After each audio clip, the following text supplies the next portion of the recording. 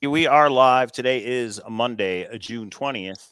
Happy Juneteenth, everybody, if you had off like I did. Hope everybody had a great Father's Day. But today we are here to hopefully get some closure, hopefully get some answers, maybe get some vindication. You guys all make your own decision on that. We present the info and you guys make your own decision. But I will say this, over the 10 years of the treasure hunt and the 2 years since it's been found, there's the forums and there's the Facebook groups and there's the posts and people have written books and everybody has their own solve. And through all of that, I think we deserve to know how it went down, how it did end. And we're not trying to shove it down anybody's throat. We're just going to give you the info. You guys make your own decision. But a big thank you to K-Pro and Cynthia for going to Santa Fe for the trial, along with some other searchers, coming back, reporting on what happened. And through that trial, some things were discovered. And I'll let these two take it away. Remember to thumbs up and super chats on if you have that question that they probably won't answer, but go ahead. Yeah. So for the most part, I'm not even going to look at chat because I'm hanging. I'm just like hanging here. We're going to go over some stuff. 100 slides for 100 soundboard sounds. No, Hacker Jack. There is 175 slides. So we are going to need to move quickly. We are going to move quickly through the court documents. I actually provided a significant amount of detail. We're going to skip some slides. You can go back and look at those. But Cynthia and I both I have over 100 pages of notes, and Cynthia, we actually have 2. And we will stop for questions. Mike is manning the questions. So if you put @Cowlazar, and just know, though, if you ask something 25 times and it's not answered, it's probably not something we're going to answer. We're going to try to zip through the first segment. So the first segment is going to be all the court detail. And some people are like, well, it's not fact unless it's transcript. Correct. It's my vantage point. I took, I think, the most detailed notes, but some of my notes might not be perfect, but you'll get the gist of it. This will be available, I think, on a transcript form eventually. And then we will go into some records that we actually were able to get. And I might ad lib after you see the actual. I actually took pictures of each one, and we'll go over those. And then I think it's pretty clear. Jack found it in 2019, and we'll tell you why.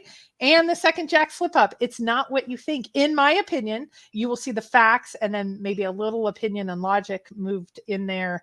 And then some opinions. There's some questions that some people have asked. I put that in K-Pro's corner, and then just an update on me and what I'm going to be doing and what all that means. And Cynthia, you ready? You ready for this bus to roll? What do you think?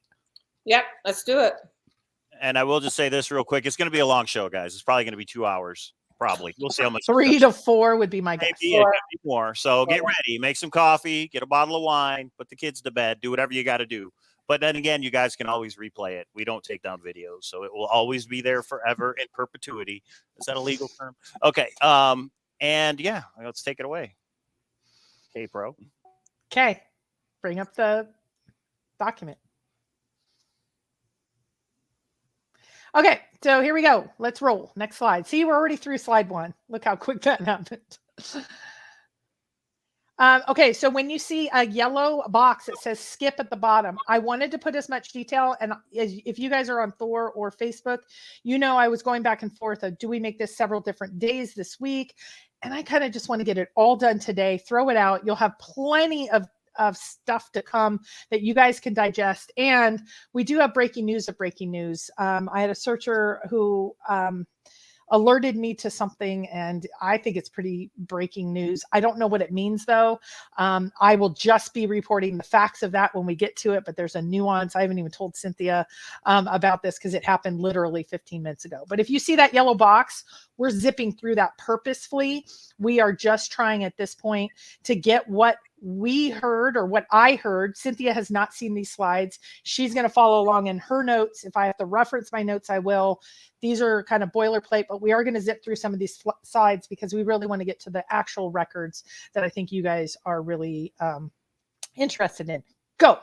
Yeah, and I will just say this real quick. The beginnings PowerPoint here is kind of about the trial and what happened in the trial. So you guys know how I feel about that, so I'm not going to weigh in. Now's the time if you need to go get a drink or do something. Use the bathroom. Mike. Now's the time. At the end of the show is when it really gets interesting and the breaking news happens. So, but you guys make your own decision. We're not here to force it, to tell anybody what to think. We're presenting it for you guys to make your own decision. Okay, here we go. The court. Okay, so there was a hearing, if you didn't know it, and I see Greg in chat. Greg was there, and I met his girlfriend. I believe her name is Tisha, and she was lovely and nice, and we got to meet for a couple of minutes. And so let's keep going. My next slide. So there were several searchers there. There you go. Okay. You just did. There we go. Okay. Excellent. So who attended? I'll just say the family on the family side. There was 9 family and friends through the 2 different days. For the entire case, Toby, Cynthia, and I were there kind of beginning to end of every single minute. Greg and Tisha, and actually when you guys get to the Alita movie portions, I think Greg did the best thing in the world. It was so hard to sit through. And he's like, I don't know if I can do this. And he was so good. But he was back the next day. And we'll talk about that. Gallatin was there and Straw Shadow was there. It was funny because I was like, who's the redhead? But then when she sat behind me and I heard the voice, I knew who it was. And then Press, Jens, and Peter, they were both there as well. So it was a pretty packed courtroom. I think there was 2 or 3 seats available throughout each of the days. And there is Shiloh. Many of you are talking about his tie. My God, if that's breaking news to you guys, shame on you. That his tie was too short and lots of no. He was lovely. He wanted to show that belt buckle. I thought it was great that he took a picture. And belt buckle. Thank you to Toby. Toby took this picture, and I really appreciated him capturing the moment of just the beginning. So, any comments, Cynthia? No. Perfect. I know. You're okay. One of the big things that you guys need to realize is one of the cases was dismissed in the middle of the hearing, but there are 2 cases. McCracken had a case against Forrest Estate for fraud and violation of an explicit contract. The Fenn estate had a counterclaim of malicious use of process. So they're not only suing for lawyers' fees, but punitive damages. And so there's 2 cases. So when one was dismissed in the middle, there was still a second case.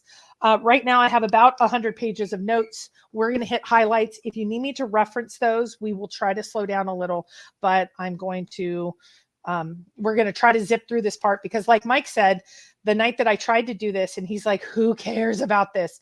I got 30 or 40 emails of Mike is so rude. I can't believe it. We want to hear this. And then a lot of people said, I agree with Mike though, get to the good stuff. So we're going to, like any marriage, we're going to compromise. We're going to go through it quickly. But the big thing that happened is if you guys haven't been on Treasure Warriors, Toby went on Treasure Warriors and some of the stuff he said, and I don't think it was malicious. I think he was writing down his perspective and I was writing down my perspective. I won't say he was at a different hearing, but there were some significantly different things that happened, I believe. And Cynthia will be here to be able to say, are they in her notes or not or whatever. So that is why I think it's important to do this more detail. Transcripts will be out whenever, and we'll be able to really get to the nitty gritty. But we know you guys don't want to wait that amount of time. So we're going to roll through it. Go ahead, Mike. And I'll say this, I was wrong about the court stuff because that video has, I think, over 1,200 views from a week ago. So people are interested in the minutia of how the trial went down. So I was wrong, and I admit it, and that's why we're doing it today. So here we go. And I want to apologize it was so emotional. I think we'll talk about this later, but I haven't cried, been so excited, been so angry, and almost lost my true temper all in one, like in 3 days. It was such an emotional roller coaster, but we'll talk about that later. Keep going, Mike. Okay, you're going to see this in the lower right-hand corner. This is the process of the hearing. So there's going to be opening statements. McCracken was his only witness. And so there's going to be McCracken direct, McCracken cross. In the middle of that, he was supposed to finish, but an officer came in as the witness for the estate. And they let him, because he was injured, because he had come from far away, they let him, right after the break, he actually testified, Summer direct, McCracken cross. Then Summers comes back and finishes his cross of McCracken. McCracken gets what's called a redirect, which means anything new that was brought up, he gets to ask himself questions. And he really does that in like a dissertation, kind of like a professor. He doesn't ask himself a question and then answer it. Oh, Michael O'Connell. Hello, my friend. I haven't talked to you in so long. Good to see you. I think he summed it up well. Yeah. And then McCracken side rests. There's a motion to dismiss. It's granted. The estate then gives their counterclaim side. Zoe was the only witness, and then closing arguments, and then the judge gives the ruling. So you're going to see this at the bottom just to show you where we're at through. Most of this was McCracken. I think it was over a day that it was just McCracken, but then you'll see that go pretty quickly. So just to kind of put you in the context of the process. Sound good? All right. Yep. So he entered the courtroom. We're going to skip this, but McCracken walked in with nothing, and Summer walked in with wagons of documents, literally wagons. But let's keep going. Opening statement, McCracken. Yeah, McCracken's opening statement was less than 2 minutes. He basically said he entered the chase in good faith. He was cheated out of the treasure chest, and he's here as a last resort. And Cynthia, chime in if you have something different or you want to make. No, I'm reading. I'm reading from my notes. It's exactly what I have. Okay, next.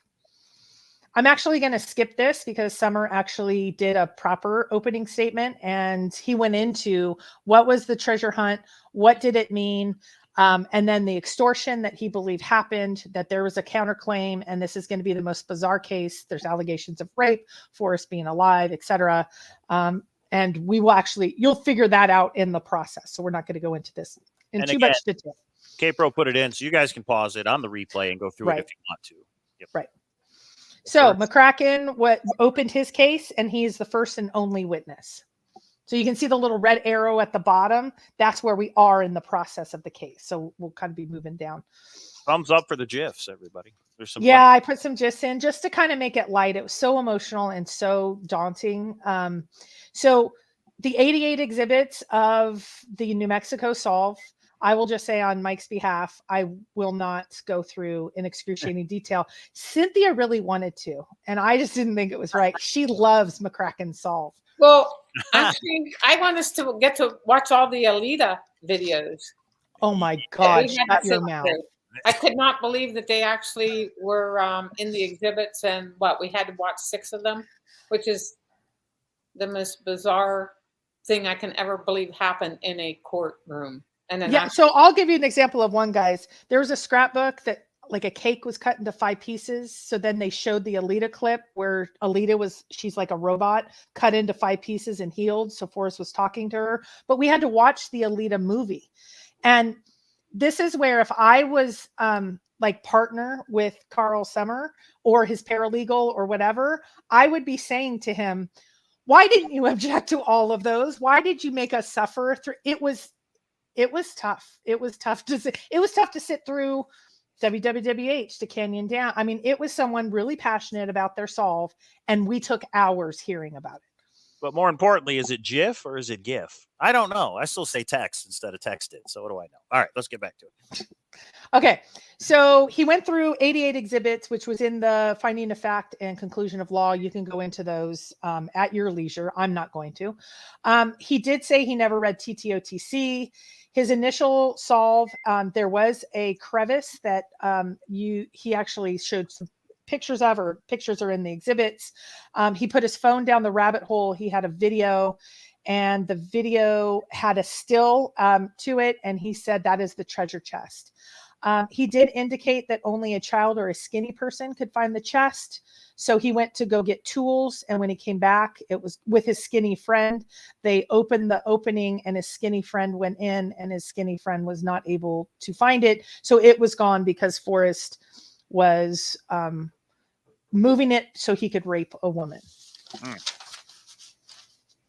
Email exchanges with F. So they did present, or he did talk to, I found this huge owl. Forrest's response, if you know where it is, why don't you go get it? What did that mean to you is what Summer asked of McCracken. He said, oh, Forrest is playing hard to get. McCracken also said that this was a death threat of listen for footsteps behind you. It was actually objected to and sustained because that was obviously speculation. There was a blanket objection every time McCracken would say, this was the treasure chest. Carl would stand up, Mr. Summer would stand up and say, it's a brown blob. He didn't quite say it like that, but he'd say, it's not the treasure chest.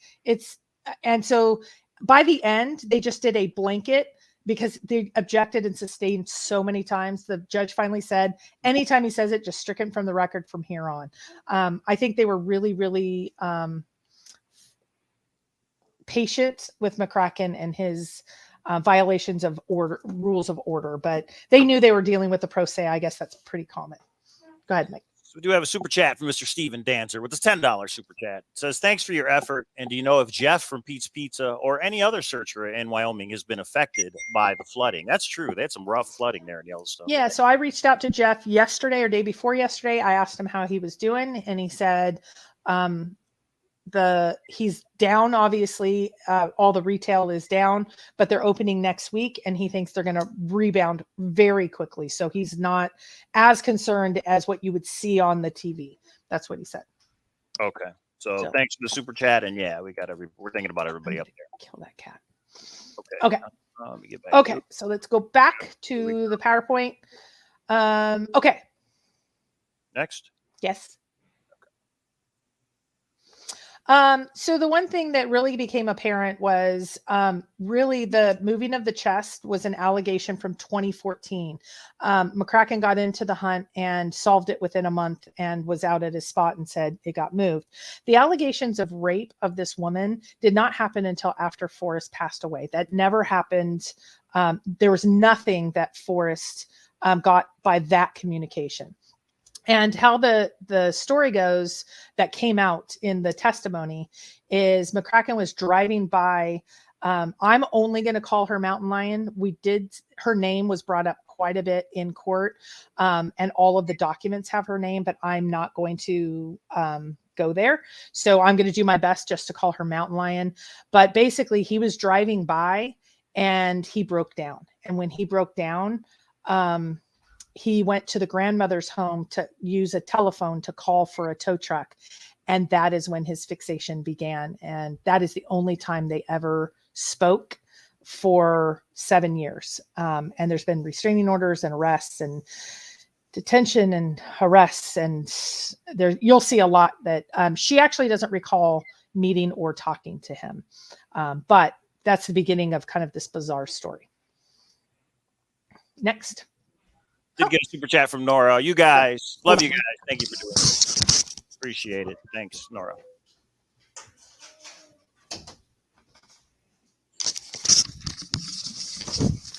More. Okay. Sorry. More from Forrest. So these were email exchanges. There was a public statement out that said, Forrest said, I was never a successful bystander. And that was a public statement. And McCracken believes that means I'm going to continue to move the chest to rape women or to continue this chase so I can do the things that are bringing me fame.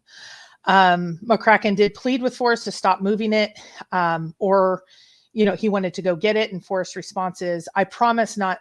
He said, stop moving it and I will go get it. And he said, I promise I will not go and get it. And McCracken believes that is him publicly saying in this email, he was actually moving it and McCracken had the correct spot. He did make it to Forrest's home.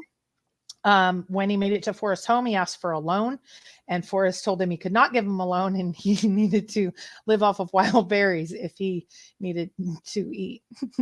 Sorry, it's not right. Okay. And then McCracken thinks Forrest purchased the ranch above Mountain Lion's grandmother's home to stalk her and him and rape her. But he was not able to get the land records of if that was actually the case. There was no proof provided. So there's the berries that he was actually eating. So then he believes after this spot, Forrest went in the hole because Forrest is skinny and he got it out. And then he moved it to 3 to 4 more different spots. He called these subblazes. So he kept going into different subblazes of the same general area. And Forrest kept moving the chest. And again, Mr. Summer, as your paralegal, I'm going to tell you, I cannot believe we sat through Alita after Alita after Alita movie. And I think the judge actually said this over on the right, please God, let this end. I think all of us, we were just, this was probably the roughest time just to sit through. It's not comfortable sitting on those court. It's wood. There's no cushion to the seats. It was a little rough. What do you think, Cynthia? Yeah, so I just want to make a quick comment about having to sit through at least 6 of the Alita movie clips. Finally, by the time I was watching the 6th one, it's like, holy shit, I actually have seen this movie.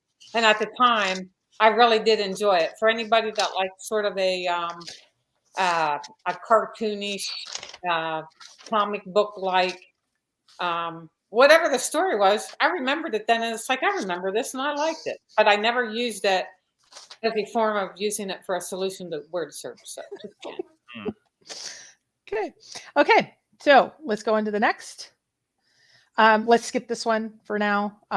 He sent Dale some emails. Dale called it a big brown blob, but we'll get into that later.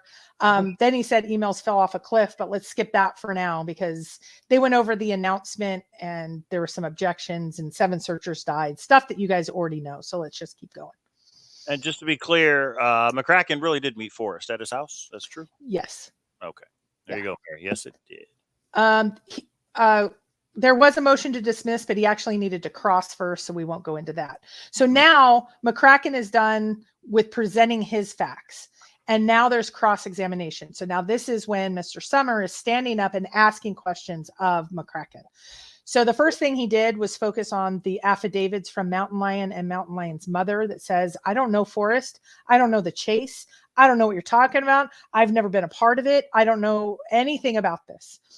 And there was questions of, did you really think, because you had Mountain Lion and Mountain Lion's mother on your witness list, did you actually think she was going to show up? And the answer was yes. Then there was, but you didn't subpoena her. And he said, no. Then how would she know about this? And he said, well, her mother reads Harry's.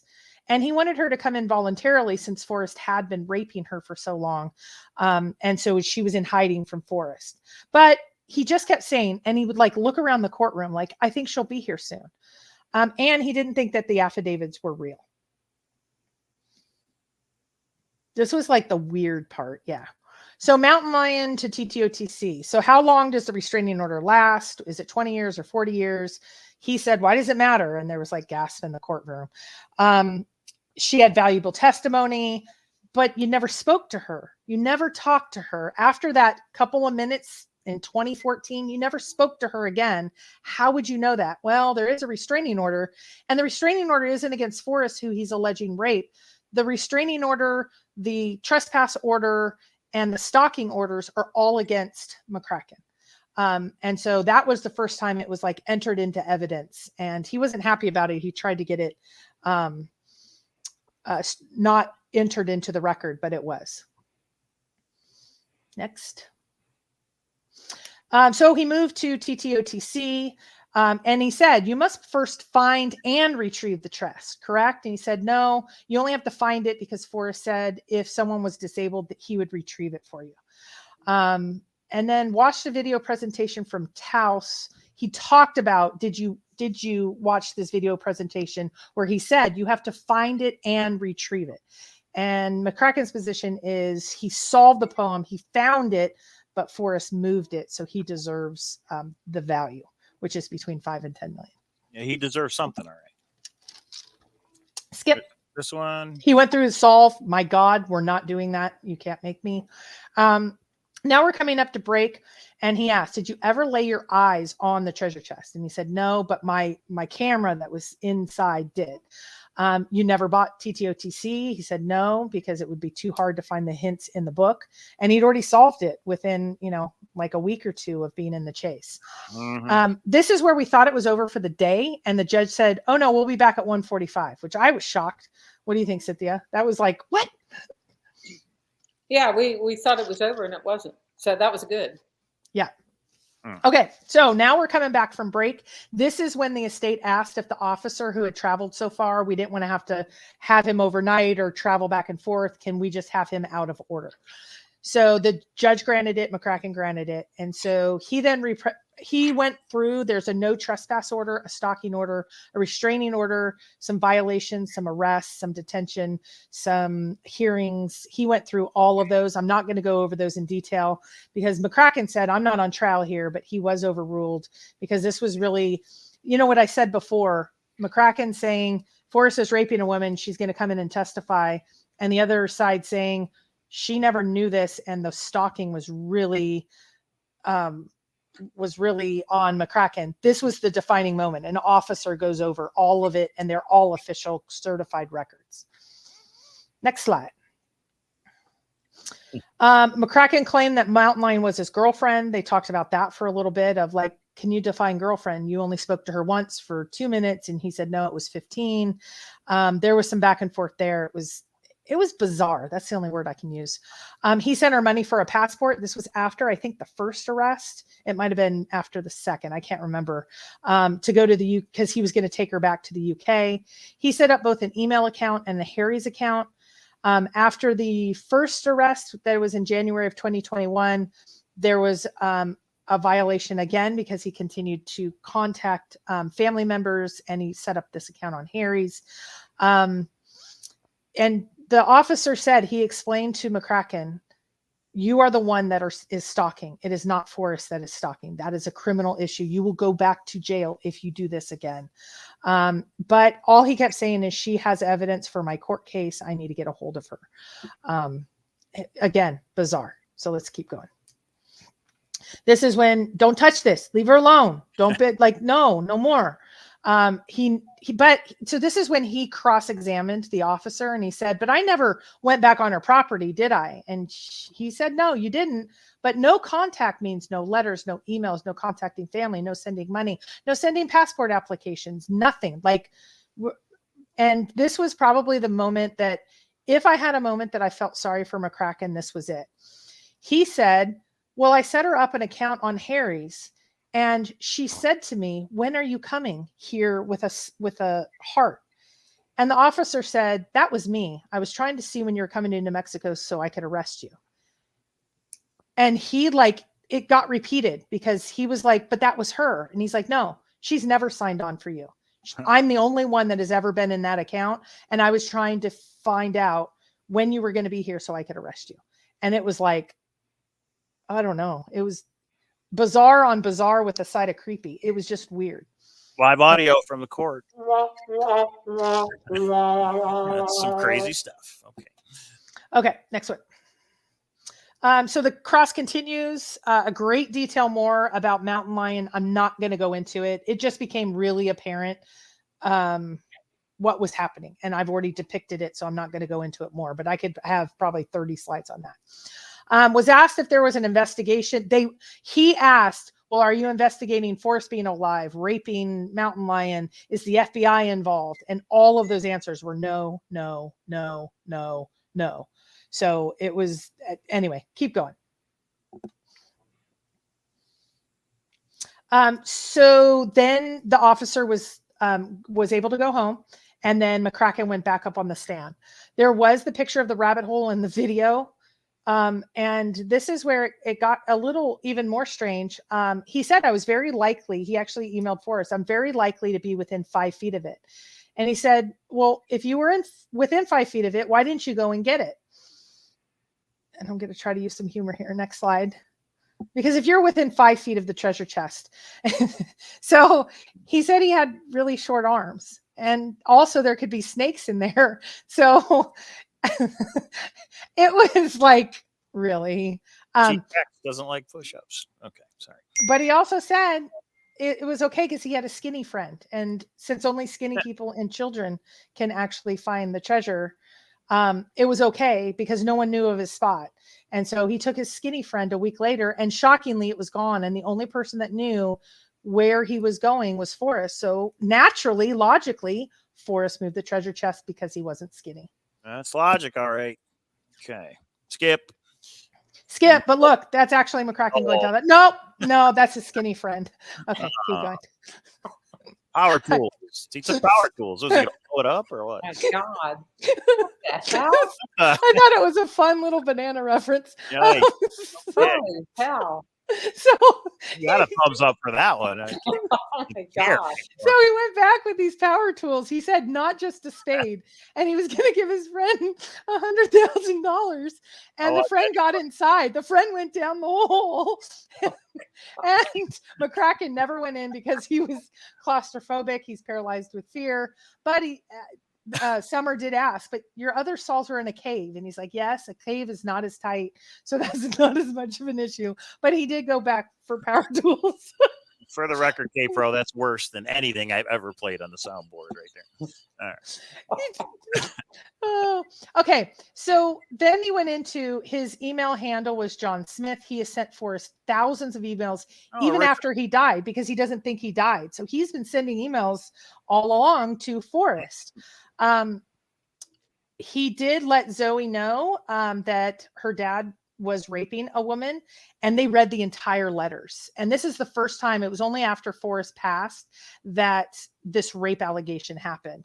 And think about this, though, and I'm going to put in a little conjecture here. McCracken said, the question that came from Summer is, why did you wait until after he died? And he said, well, I wanted to stay on his good side so I could retrieve the chest. Let's go into his thought process for a second. It's okay if you rape my girlfriend, as long as you give me the treasure chest. That's actually what he's saying. I want to stay on Forrest's good side. So rape my girlfriend, even though we know that's not a girlfriend, but let's just go in his reality. It's okay to rape my girlfriend as long as you give me the treasure chest. But after he dies, I'm going to go to Zoe. Oh. 9 clues at 9 Mile for the power tool GIF that belongs on Discord. There we go. Thanks, Treasure Court. Oh, there's some fun GIFs just coming up too. Sorry, guys. 170 slides. Skip. This basically, he sent his all to Stephanie and Dale. You'll see Dale's response. Okay. 170 slides, but I want to remind everybody that we've got breaking news at the end. So you want to stay tuned. Not the end. It'll probably be half an hour. And there's look at that. That's the skinny friend right there. Is that correct? That's the skinny friend. Oh my God. That's actually him. Thumbs up. We only got 28 thumbs up. Thumbs up. Oh my God. Yeah, there's more than one breaking news at the end. You're going to want to hear it. I can't believe Carl didn't put this into evidence. There's the hole right there. This is great. Exactly. All this evidence. So he emails Stephanie and Dale and says, I seriously have some shocking news. Dale's response is, this is a big brown lump. And that's what I'm going to call it from here on. It's not the treasure chest. And McCracken did say to Dale, it was possible that it wasn't the treasure chest, but Forrest is crazy. And his response was, you're borderline crazy since you didn't find it. It's a hoax, right? Eye rolls. So yeah. Okay, keep going. We're zooming. Skip. I'm not even going to talk about it. Forrest alive? Question mark. Yeah. So this was very profound, but it just shows me, I think, how patient of a human Carl Summer is, because he's like, well, someone's either dead or alive. And have you seen the death certificate? And he's like, yes. Did you see the deposition where Zoe goes over that she saw her father take his last breath? Yes. And then he's like, but I don't think he's dead. And it was like, okay, let's keep going. So he was like, but you've got to pick one. And you're going to see why later that's important, because he says he can't libel a dead man, but he's claiming he's alive. And that's his defense. Well, which is it? Okay, keep going. Well, Carl should have looked right at him and said, that's how we do things in America. That's all I got. All right. Just trying to make light of a horrible situation. I have a quick question. So when you were talking about Jamie talking about his solve and the little nook area he was looking in had just an 8-inch high opening, is that when then Carl asked him about Forrest being able to hide it? And he said, because Forrest is so tall and skinny, he could go feet first into the hole.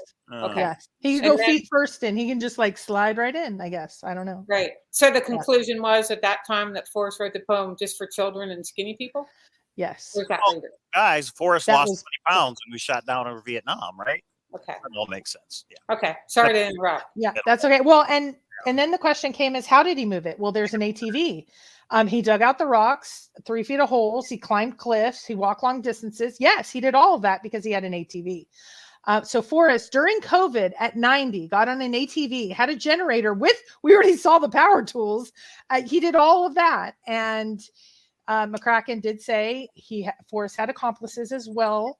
And he said, no, or do you have any proof of that? And he said, no, it's just logic.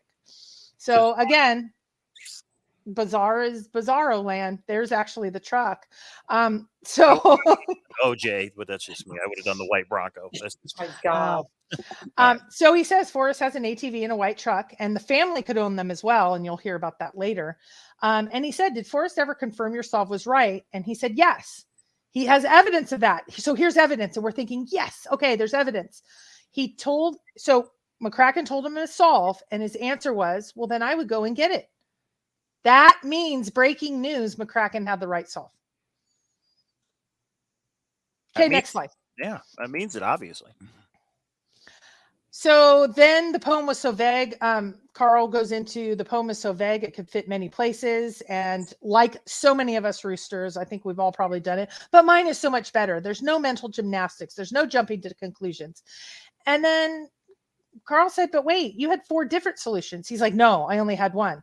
He's like, well, then let's bring up the deposition. And he did this on 4 different issues. You're saying you never were left of the creek, and now you're saying you're right of the creek. Oh, that's because Forrest moved it. Oh, and he basically caught him in 4 different times. His answer was yes one time and no on the stand. That's why in depositions, you have to tell the truth. Yeah, I think Future Gold Channel, that's all we could do at this point. It's like I've digested. I cried in court. I think we all did. I was mad, but at this point, you just got to I wanted to have some fun with it because it's just so bizarre. Okay, keep going. Okay, this is where it got good because Mr. Summer goes, let's turn to Jack now as the finder of the Forrest Fenn treasure. And I nudged Cynthia. So then he went into the Medium article and he said, Forrest wrote that. And he's like, okay, do you have any proof of that? No. And he said, Jack is a harsh person. He went into his making fun of disabled children. And he said, well, let's move in then to Exhibit A, which are the emails between Forrest Fenn and Jack Stoof. And all the searcher sides were like getting giddy. Right, Cynthia? We were ready. Absolutely. Yeah. Okay, so roll it. So here's what I had in my notes, and Cynthia, you chime in where you have anything different or can supplement. So he said, well, the first one is when Jack introduced himself. He said, I'm a medical student, and he kind of gave an introduction. That was in 2018, he said. I did put that on there. And Jack tells Forrest he waited over the Madison due to the special spot being fishing related. And he said, then he turned and he said, Mr. McCracken, are you aware that Sarah Davis, who is the head ranger of Yellowstone, intervened in this case? And he said, yes. It's like, okay, so let's keep going, Mike. This is an actual picture of K-Pro and Cynthia at the trial. They wanted to go incognito, so they dressed him. Brown. That's the outfits. Okay, let's go over more of Jack's emails. So he was at 9 Mile Hole in the park. Mr. Stoof thinks it's at 9 Mile, and he's reading some of these. So the special spot had a connection at 9 Mile Hole. And McCracken chimes in as like, I think these emails are fake.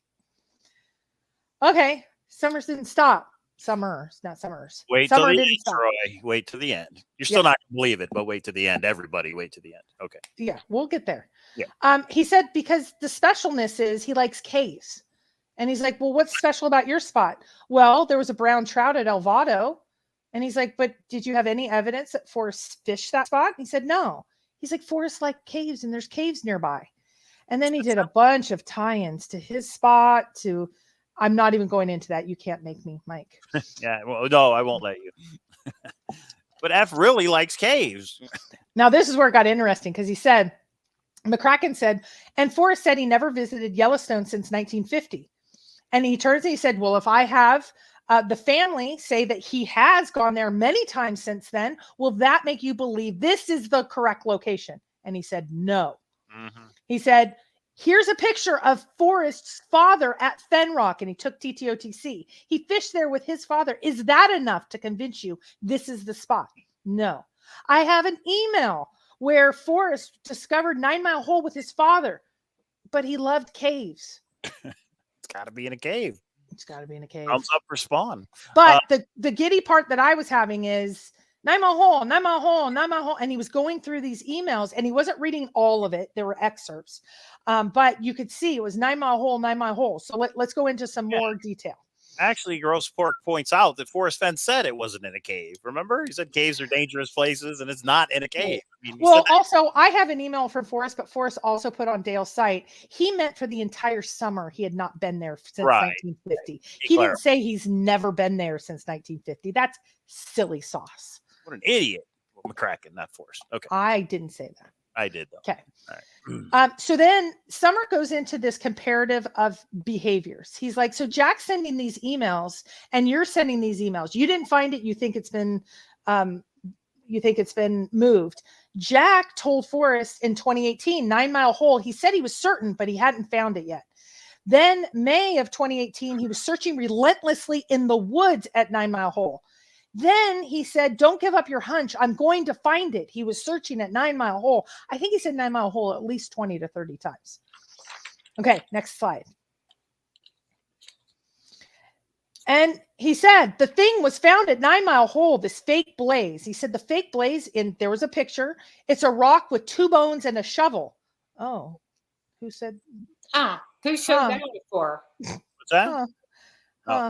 The same picture. It's the same picture that Jack posted on Reddit. Oh, gotcha. Under a different name. It's the same thing. Oh, you'll see it in just a minute, guys. You're going to see it. So Forrest just responded to the emails. Where are you, Jack? Yellowstone. He actually responds. And Forrest told him, don't dig in the park. And the next email, Jack outlines what his home of Brown was. It's the fishing hole at 9 Mile. He said this in court. I peed a little. It was exciting.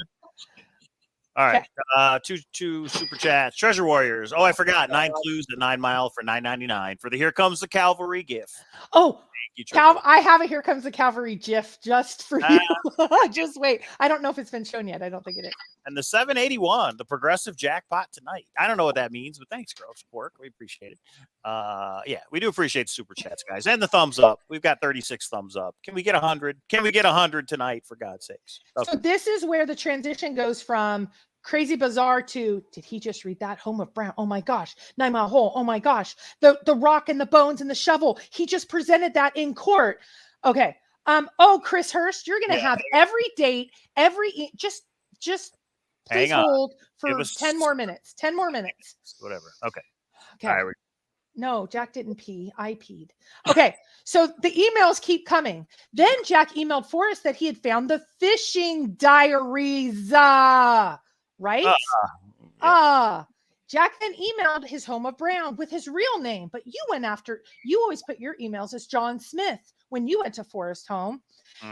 He even wrote to Forrest a Christmas card with the 9 days of Christmas at 9 Mile Hole. This is in 2018 because the Christmas card comes up in a second. Okay. Treasure Hunter, we're going to address that, so we will talk about it for sure.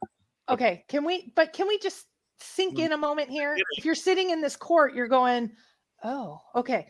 So let's keep going. Do you have anything to say, Ms. Beecher? I do not. You're doing a fine job. Okay. And this is actually how I was mad and angry at the beginning. I'm following in my notes exactly like what you're saying. Okay. Yeah. Correct her if she's wrong, Cynthia. Correct her if she's got it wrong. Oh, it's right. She's got it right. Okay. So then he sent Forrest a humorous email about the 9 days of Christmas, and he says in court, and he even puts a question mark next to sagebrush. Jack's emails thinks 9 Mile Hole. And McCracken's like, but these are fictitious. Okay, but let's actually have him read this. Okay, go to the next one, Mike. Okay. And I got to give a shout out to Czar. Czar's actually in the hospital. He just texted me. So, Czar, we hope you're doing better. Get well soon. Ooh. We're all thinking about you. So I'm going to sing when I actually have all the words later. But this is the 9 days of Christmas at 9 Mile Hole. And it's 9 lodgepoles lodging, 8 Browns a holing. And then it kind of gets weird because I was writing as fast as I could. 7 coals a coaling, 6 bears a spraying, 5, I don't know. Golden nuggets. It was like 5 golden nuggets. That was it. Golden nuggets. What does that mean? Yeah. Okay. Golden nuggets. So I guess it's kind of funny. I don't know. And he noted, and then 4 sagebrush saging, but there was a question mark because he's like, Jack even wrote a question mark at that spot. 3 fake up blazes, 2 bones sitting there, and 1 chest at 9 Mile Hole that I can't find. Oh, I know that's pretty bad. Yeah, but it's the point of, do we believe that Jack, I'm not saying it's 9 Mile Hole. Jack, if these emails they're in the court record as Jack and Forrest emails, that's what, okay. So this is where I'm just, okay, keep going. Oh, it gets better. It gets better, my friends. If you're excited about this, you're going to all pee your pants later. Hey, Christy, can I interrupt for a second? Yes. You hollering at me for interrupting while you're still talking. Okay, so my question is, can you remember, did Carl actually sing this He didn't song? Sing. He said Carl it. He didn't sing in front of the judge, or did he just recite it? I can't remember. Recited it. He recited it. I wasn't sure. I would have had to record it, and you can't. In my mind, I was thinking that Carl did sing it, and then I was thinking Carl can really friggin' sing a lot better than you can. But anyway, never mind. Never mind. Funny if you did. Oh, that's the next karaoke. We're gonna get that song. Oh, okay. That works. Okay. So I'm not looking at the. Yeah. Okay. So more emails, and Jack tells Forrest that he went on Toby's show, and then he said, "I'm going to return a piece of your soul when I find the treasure chest, or do you want it left there?" And then he said, "What do you think this soul is?" "Oh, the bracelet." "Oh, I didn't think that." He said all these emails, and he never went anywhere from other than 9 Mile Hole, 2018, 2019, again and again and again. "Did you do anything like this?" "No, you kept moving. You kept saying Forrest was moving it." And he's comparing behaviors. That was the reason. Yeah, I think it was 5 golden nuggets. I think she's right. Oh, yeah. Okay. Yeah, I think. Yeah. So whenever we say 9 Mile Hole, take a drink, everybody. Let's turn it into. Oh, wait. Yeah. I'm going to get. Hold on. Here we go. All right. Did you do anything like this? What does that mean? Is that one of the he's like, I just said this, but I'll say it again for those not listening. He said, Jack again and again kept emailing. He's at the spot. He didn't move. He didn't say Forrest stole it and moved it because he's skinny. He said, "I'm going to find this thing." And he went there again and again. He didn't act like you. He's the finder, and he didn't act like you. Okay. Gotcha. So next slide. Mexico tourism video. And then he said, then we have this email where he notifies Forrest that he did a FOIA of the unedited version of the New Mexico tourism video. And he goes, "Oh, I didn't know anything about that. But pinion nuts is an issue." And he said, "Jack solved it at 9 Mile Hole. The pinion nuts was corrected by Forrest, right?" And again, I just got like the emails from these are now 2019 emails. So let me just one, we got a super chat real quick. 2 golden mirrors. All right, thanks. Everybody can sing it. All right. But let me ask you this real quick. So if I have it right, the Yellowstone files a motion to intervene to say, "Jack, you can't say where it was found." But obviously Carl is not beholden by that. Carl's in this case saying it was at 9 Mile Hole. This is why. Look at the emails. So Carl can say it, but Jack can't, according to the Department of Interior. Is that right? Is that kind of legally what's going on? Yes. Okay. That's what I think. I don't know. And I think he's not saying it's all our opinion. I don't think he's saying I'm saying it was found at 9 Mile Hole. I think what he is saying is, here's evidence of what you did. Here's evidence what Jack did. Doesn't matter where he found it. Now he had to enter into evidence. He couldn't redact stuff. So he said, your behavior is so different. So that's where I think he is actually covered, if you will. Okay. Another super chat from Treasure Warriors says $9.99 for Cynthia and I to make up on this one question so I can move it and drop it. If Forrest Fenn talked to you about the Christmas card, why were you convinced of GPS? I think we've been down that road a bunch of times, Ben. But let me say this. I want to earmark this for a second. We're going to show you the Christmas card. And when we show you the Christmas card, or when I saw the Christmas card finally, I went, there is an explanation for it. Once I saw the Christmas card, I understood. So can we wait until we get to the Christmas card? Don't make them pay again. Make us remember. So then we can get to that. And once you see it, I think there's an explanation. Is that fair, Cynthia? I thought the same thing when I looked at it today. So yeah. Anyway. Okay, here we go. Going back. Opinion nuts, and then Forrest corrected that. Okay. And then the woman from the Titanic is like, "I'll be goddamn." Exactly. Okay. So then Jack requested a meeting with Forrest. He didn't want to disclose some things in an email. He had a conference coming up in Albuquerque, August 15th through the 18th. I wonder what that could have been. Well, we'll go into that in a minute. Forrest responds, "Who are you?" And he has to do this. He's giving him the location of where he finds it eventually. And he's like, "I'm a med student. I'm coming for a conference." And he said, "Do you see there was thousands of searchers emailing." He didn't even remember at this point who Forrest was. Or we're going to go over that too when you see later. Yeah. And McCracken just said the emails are not authentic. Jack is a paid actor. He actually used the word paid actor. And that's when Summer said, but Miss Old had stated in her deposition, no one has ever been, Jack has not been paid by the estate. And he's like, well, she's lying. No proof. Okay. Next slide. September Okay, so now we're in, this is where I didn't think I could get more information. And oh my God, he brought it. He said, but now all of a sudden his emails change as of September 2019, right? Because he's leafing through and McCracken's reading this. He said in summer of 2019, Stoof begins to only ask about transfer of ownership. He didn't claim as you did, oh, he moved it, etc.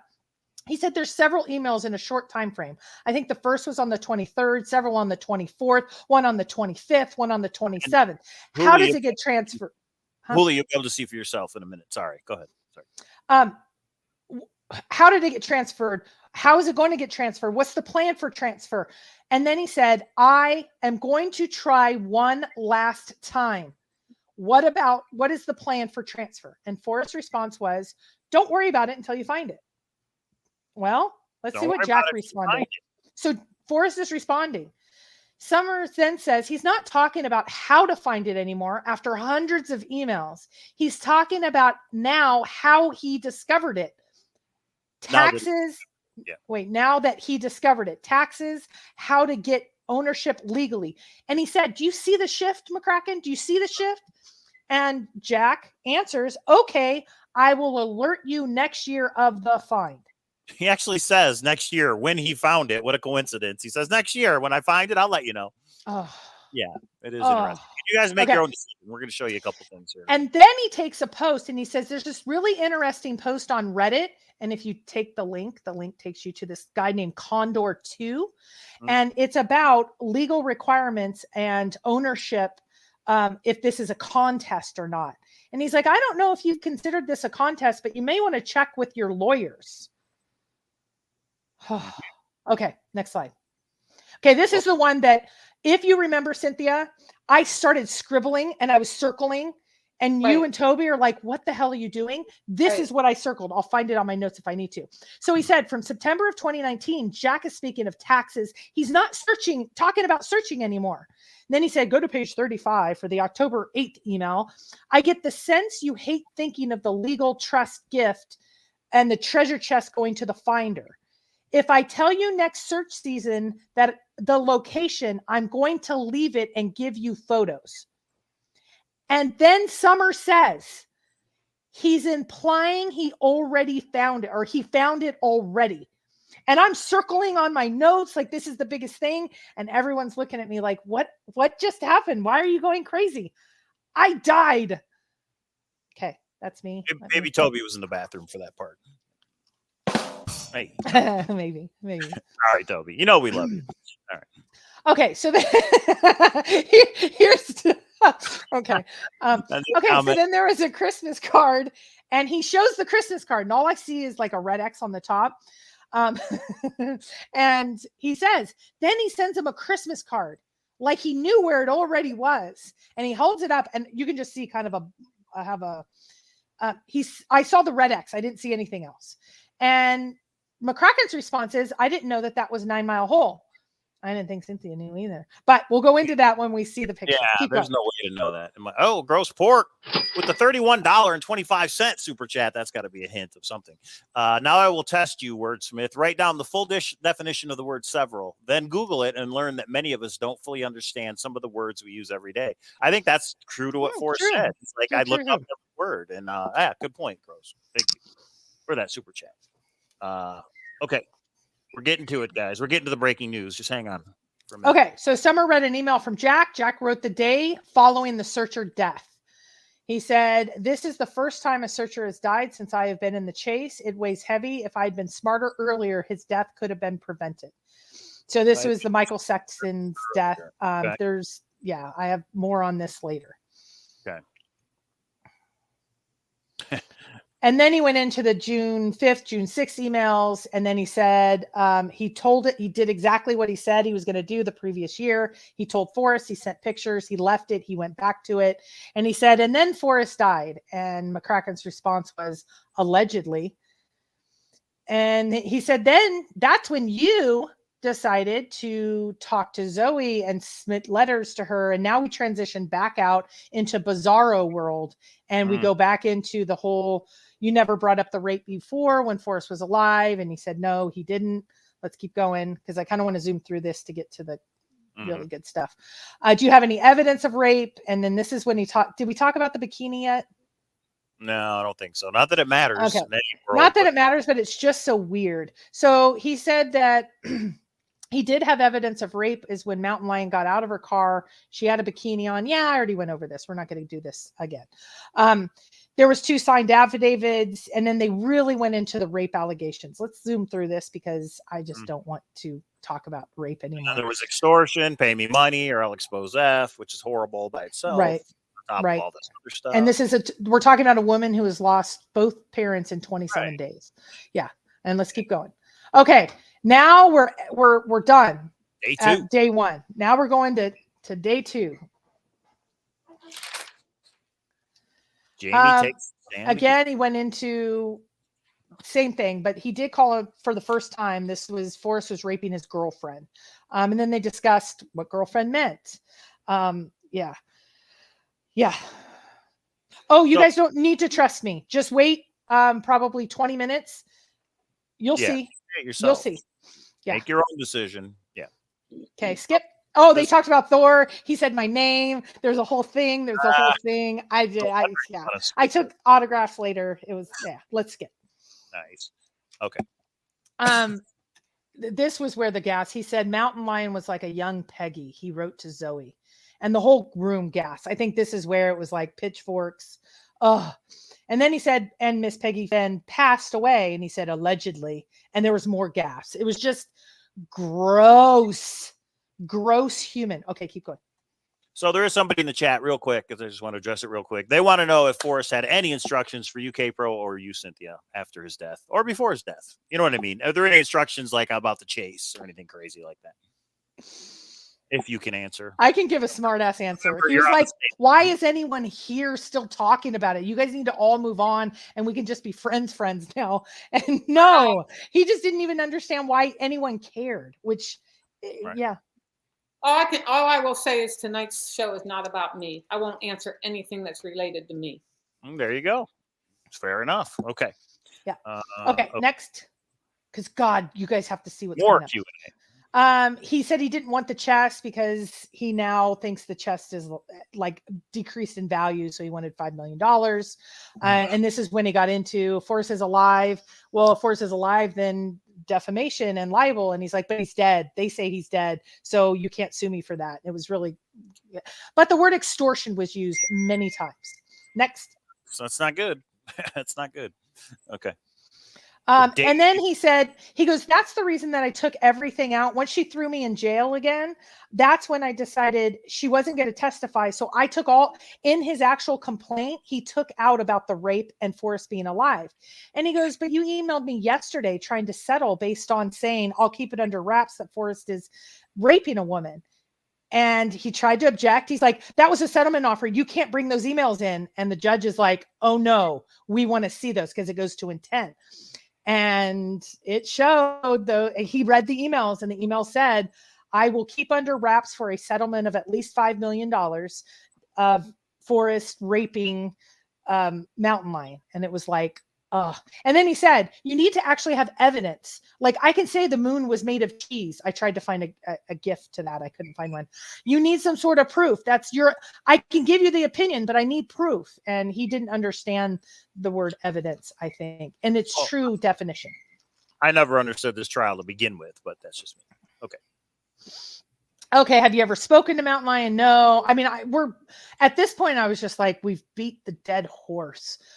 So anyway, I'm not going to go more into this. Next. He just, Right. It's just garbage, basically. Okay.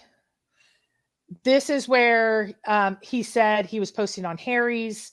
I think some of you are actually in the evidence somewhere, guys, because they were like reading posts and stuff. So which is interesting to me. And he wrote things like, up on Harry's, they used it as evidence. I will teach the Forrest Fenn family a lesson they'll never forget. I'll never settle. The case is designed to maximize pain and humiliation. And Forrest had put spying devices in his home and Mountain Lion's home. Okay, keep going. Of course. We're about right on time. We're at 59 minutes. Then he took out the affidavits from Erskine and said, Wyoming, he didn't move the chest. He's like, no, he just lied in those as well. So liar, liar, What it pants on comes down fire. to, McCracken's going to believe whatever McCracken wants to believe. He doesn't care about evidence. He doesn't care about proof. He doesn't care about anything. He just thinks he's right, and that's it. They could say the same for a couple searchers. And then he went into Mountain Lion being mentally ill and all of that. We won't get into that because, yeah, Mountain Lion's, that he said it in court. He went into her. And then he said they had a falling out. Then the police was there. Forrest is alive. He has a right to justice. And Medea weighed in. I watched Medea for the first time, and Medea weighed in and said, "Oh Lord." Right. Sorry. All right. And this is where McCracken said, Naima Hole isn't a good solve. It lacks water. And the judge said, stop. We're at redirect at this point. It's out of scope of the redirect. You're giving your closing argument. Next slide. I think there's a reason McCracken had to represent himself, because I don't think anybody else would take it. Go ahead. He only supported Forrest to try to keep on his good side, like, allowing a man to rape your girlfriend. And he was just going to ignore the rape allegations as long as Forrest eventually gave him the chest. He said Forrest is messing with his accounts. His accountant called him. Something's happening there. Then he rests his case. And then they said, do you have any other witnesses? And he's looking around the room thinking, like, is there a chance she's still here or she came in? And he said, none of them have turned up. So now McCracken's case has settled or has set. It's done. Okay, next slide. Not settled. Not settled. Not settled. Close. Come to a close. Yeah. There you go. Motion to dismiss. So he basically, Summer jumps up and says there's not been any elements of fraud presented, the breach of contract with actual evidence. There's no damages. Even if you believe it, he hasn't said I'm out of this much money or this much. So there's nothing there. And the judge granted it. So that case, McCracken's case of fraud and breach of contract, is now done. It is gone, thrown out of court. But we still have the counterclaim, which is a malicious abuse of process. So we have now the other side, and it's okay. Well, I'll tell you what happens. This gets really short, and then we're going to get into some really good stuff. Interesting things. And we're going to, a couple people are asking, but what about, not communicated with the finder? We're going to talk about that, Zozo. We're going to talk about that. Yeah. Okay. So he said, I have 3 witnesses, Zoe, Kelly, and Shiloh. But he said, can I have a moment with my client? Because based on this, I may not need to present them all. And then he came back and he got granted a couple minutes. He came back. He goes, I'm only going to put Zoe on the stand. He doesn't need to do anything except for the counterclaim part. And she went into his bills up to this point have been $33,000. It has affected her in a very significant way. Mental health, her physical health. She's been unable to grieve. She lost her parents 27 days apart. Next slide. She said there's no way that Forrest supposedly had gone for either entire days and nights. And she's like, no, her parents and McCracken alleging that they're alive. She said, I watched their last dying breath. She's crying on the stand at this point. She says she cries at the drop of a hat. I mean, I don't know about Cynthia. I was crying at this point. I just felt so, gosh, what she has gone through. And she said, I wish nobody ever has to live through what I have lived through in the last 2 years. And it was just heartbreaking. Right. And so then McCracken stands up and says to Zoe, sorry, this is not intentional. Does anyone from the family own a white truck? And he says, there's one in our wood business and my son owns a white truck. And he then went into, I have suffered too. I have spy cameras in my home. She went from kind of a very vulnerable moment of crying to mama bear. And she said, shame on you. And then she got it in one more time before the judge, shame on you. And the judge said, you guys can't argue. This is testimony. And next slide. So he settled, or he didn't settle. I'm sorry. He said, I'm done. And so now it's closing arguments. McCracken's closing argument was, I entered the chase in good faith. I was given scrapbooks. My God, the elitist stuff, you should just give me, I had a right to file. I had ample evidence. I did the right thing. Now let's move to Carl's. He said this was bizarre, vile. There was no actual evidence. Admitted to never having any of these rape allegations till after Forrest died. He believed in malicious use of process, blackmail, extortion with these letters, fraudulent motives. He was really digging in, and I felt like he was so intense. You could tell the passion behind him, but it was all about McCracken. And then, go ahead. Next slide. Then he went to his legal fees and how much he believes that the punitive damages should be 3 to 4 times whatever the legal fees are. He still has an open month and it's going to be due soon. But then I think every single person in the courtroom, because I saw Shiloh crying, this next part, everyone was crying. Cynthia was even crying. The end was amazing because he actually took TTOTC out and he read. He said, Forrest tried to inspire many people. And he read from this. He said, there must be a few Indiana Joneses. He began breaking up and crying. Types out there like me, ready to throw a bedroll in the pickup and start searching. For me, it was always the thrill of the chase. And he said, Forrest inspired so many to get out in the wilderness. And then he turned and he pointed to McCracken and said, Forrest never imagined he would inspire this. McCracken came with nothing here to New Mexico, and he should leave with a bill at least $200,000. And it was like, oh my God, what an emotional. I mean, I was bawling. We actually took a different route out of the courtroom just to try to compose ourselves. And it was greatest closing statement ever known to man. The judge actually started dancing though, because he knew this was over. And he said in 1 week, they have to have their updated conclusions of law and findings of facts, 10 days for attorney's fees from Summer, and 3 days McCracken to object to those attorney's fees. And then he kind of looked at him and said, no arguments. I've dismissed the fraud and breach of contract. This is for the counterclaim only. Okay. Summary of quotes. So, Cynthia and I may have reviewed our notes to say kind of what was the most profound moments for me was when Zoe said, shame on you. She said it twice. The closing statement was definitely profound. And the motion to dismiss, when it was granted, it was like, wow, that was a big moment. Most disturbing was definitely the bikini showed me her bottom. I needed to go down. Ugh. The young Peggy comment, Mountain Lion was a young Peggy. I think I barfed in my mouth when he said that. And then Zoe, I suffered too due to spy cameras. Comparing himself to Zoe was pretty disturbing. The most bizarre, why did Mountain Lion message me? Why are you coming here? And Officer Salazar saying, well, that was me. I just never thought I'd see that in a court case. I'm going to talk about this later, but when I was in the elevator, which was already full due to social distancing, and McCracken came in and asked the family and I, are we enjoying the case so far? And it was so boring. I almost lost it, but I didn't. Cynthia got me out of there. Security was alerted, but and then the Alita movie clips, my God, bizarre is the only word I can use. And then the most humorous was definitely Forrest telling McCracken to go live off wild berries. The whole skinny people and children are the only ones that can find it.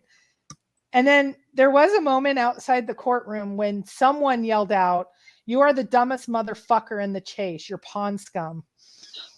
And I think we'll talk to that later, but it was definitely one of the most humorous moments. Okay. Questions? This is the end, right? I think there might, yeah. Let me see. Yeah, that's the end. That's the end of that PowerPoint. But wait, there's more, everybody. That is the end of the court portion. Right. If you guys have questions, let me know. I can tell you. I got to go get a drink because I think this is going to be the part where I get to read. So I'll be right. You guys discuss whatever you want to about the trial. Then I never want to hear about the trial again. And then I'll be right back. Well, as he's doing that, Cynthia, Yes. emotions coming into this. And like, we were there several days. I don't think anyone, when you read that transcript, you're going to read words, but it doesn't do justice to. Yeah. Yeah, that's what you and I talked about a little bit before we went live, is the fact that when the transcript does come out, and various people do YouTube shows so where they read every word, I think we both agreed that it would be hard to grasp some of the significant and the monumental moments that you had to be there to understand. And I mean, the emotional part of it. Specifically when, I can't remember if it was Carl that first used the statement or McCracken about the, was it the young Peggy? And everybody did gasp and I almost threw up. It was so disgusting and vile. And then the humorous part when Forrest told McCracken that he should live on eating berries. I mean, I swear to God, everyone in the courtroom laughed. So there were times when it was like, if you weren't there, you cannot understand. But anyway, it was so interesting. Like Christy said, as well as for me, those were probably those days in Santa Fe were the 4 biggest emotional roller coaster for me in the history. My 10-year history being in the chase in the 2 years afterwards. Never have I experienced that roller coaster before. Yeah. And that hits it perfectly. It was so up, down, over every unexpected turn. I was just overstimulated. There was just too much coming at me in 4 days. Jeremy asked, did Carl specifically say 9 Mile Hole or just allude to it? No, he said the words 9 Mile Hole. But he didn't say it was there. He read everything from Jack. He read it, yes. And yes, he read it verbatim from Jack's emails to Forrest. And that's why he was saying 9 Mile Hole over and over, because it's in the emails from Jack. He was only reading, but he was reading the emails that came from Jack. And but wait, why don't we just look at the emails? Yeah, bring the damn emails. Come on. We've got the Chase News, right? But first we get the other PowerPoint, right? No, we're doing number 2. Number 2. Yeah, that's what I'm talking about. That's the other power. We're not getting to the emails yet. Number 2 is the emails. I thought it was K-Pro's Corner, but okay. No, we're not doing K-Pro's Corner right now. Though you guys want to hear my opinions? Let me go through it real quick. Number 2. Okay, got it. You're right. All right. Okay, just in case you didn't know, number 1 we did first. Number 2 we'll do second. Number 3 we'll do third. Okay, here we go. Okay, wait, we got to spool this up with the first couple of slides, and then we're just going to bring it, or let's delay a week and do this next week. No, this will be a long show, but okay. Packer Jack with the $9.99 says, just heard from Ranger Jack. He's fine, but his mustache is drenched. Lower Loop, Yellowstone National Park will reopen. He wanted you all to know that he has a certain piece of OG that is safe and dry from floating dookies. Oh, Lord. That's Ranger Jack, everybody. Thanks, Packer Jack. All right, let's get into some breaking news, everybody. Here we go. K-Pro was right. Once again, this is the right PowerPoint. Okay, record request, second slip up, 2019 initial find, and K-Pro's Corner. Yeah, we'll do K-Pro's Corner if we have time. Let's keep going. Okay. Here we go. So, just records in general, I'll say there's not any guesswork here. I took a picture of each one that we're going to present here. But whenever you do this, anytime I have done now records request with the New Mexico courthouse, I've done it with the Tourism Board of New Mexico, Border Control, Yellowstone, the FBI, BLM. I've done so many of these. I've even had terrorist checks done on me, Social Security checks and all of that. It is a art, I think. And I will tell you, there is some additional information that I would love. This is it for me. This is my final gift to you all. It's just been too long of a road. This gets me closure, but I want you to know that's not a lot of guesswork here. Formal channels have this is the documents. This is not invented information. So formal channels, this is the information that is going to be laid out. Go ahead. How it will be shared. Unedited screenshots, no shenanigans. We'll give our opinions maybe after, but this is the real deal. We're not altering anything. I actually cut off a word or two in a couple of these and I'll read them because I have hard copies of everything around here. If you don't believe it, go through the process yourself, pay the pages, put your small fortune into that. But I'm hoping you guys will see this is it. So here we go. Okay, Jack gets emailed, the first email from Jack Stoof on April 19th, 2018. April 19th, 2018, to Forrest Fenn. Subject, hello from Philadelphia. Hi, Forrest. I'm mired in the throes of medical school. Came in hoping to learn a meaningful trade, now understanding why the physician suicide rate is so high. I love your quest and hope to make time to join it and get back outdoors. It reminds me of a book by the magician Dave Blaine that led out a hidden treasure that captivated me as a kid. I hope you find a worthy winner, Jack Stoof. And on a side note, Sassy's the one who solved the David Blaine hunt. So that's kind of cool. That Jack and he talked about the David Blaine hunt in the Medium article, which is kind of interesting. Okay. Did I do that? No. Did that just skip? Cynthia has a lot of fans. No, that's what I'm talking about. It skipped. Just forward. arrow back up, arrow up. You don't need to bring it back down. Hang on. We're going to get it right. Oh, I think I see what happened. Okay, here we go. We'll go back to it. Something happened there. I don't know what it was. All right, there we go. That was the first email. Okay, and that was April 19th, 2018. Okay, so again from Jack Stooth, May 7th, 2018 to Forrest Fenn. Subject, 9 Mile Hole. Remember, this is back in May of 2018. Mr. Fenn, I'm certain you hid your treasure at 9 Mile Hole for various reasons. Obvious personal significance to your fishing holes there. Also, 9 clues. An anagram of indulgence is 9 clue G. Or you could also read it as 9 clue DG. Okay. I've waded across to the far bank and looked through the whole place until the forest gets too dense to walk. I've come across various fake, does that say fake blazes? None of which worked. I believe it says fake. It's because of the highlight. Tree stump at water's edge that looked like it had a T carved in it.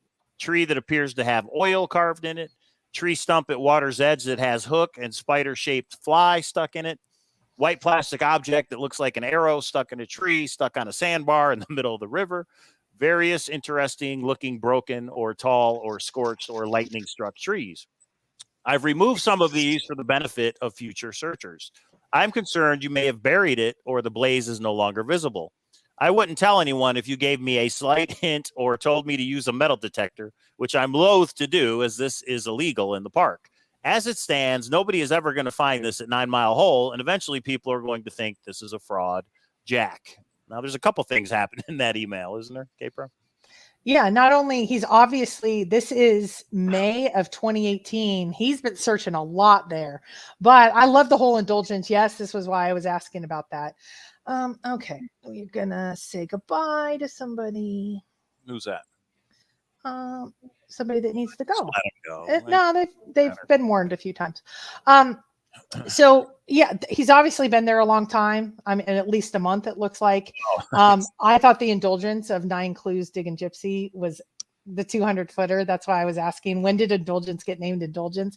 That's just fun. That's just, I mean, the email is the email. The red box was me. So yeah, go ahead. Got it. 9 clue DG. That's interesting. Okay. More of a fun thing. All right.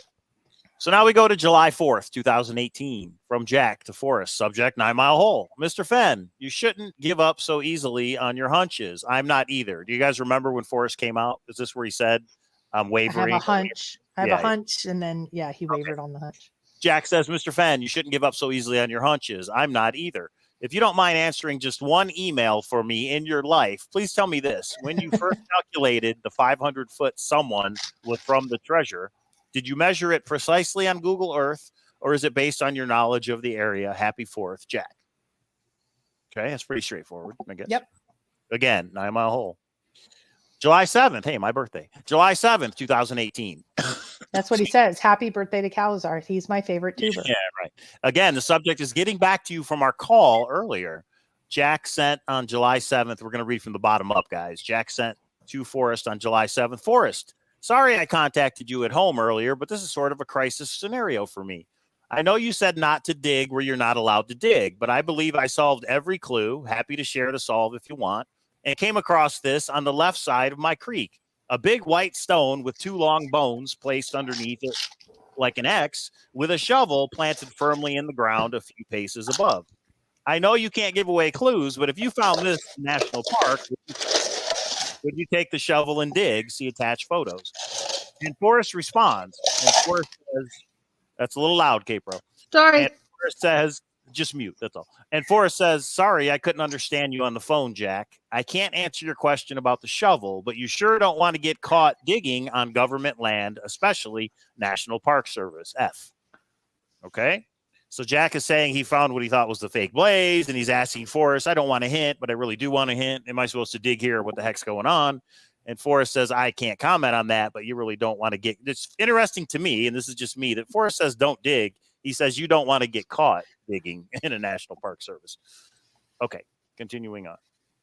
And this is a picture of the bones. Is that the white rock or the skull or whatever it is? Mm-hmm. Yeah, so these two bones are crossing each other. The shovel is upright somewhere else. I don't know if the picture is included there, but that was the one. And it does seem ridiculous. So when Cynthia, I think, posted this a year ago, it seems so outrageous. This ending is so bizarre. I would have said, Cynthia, you're insane.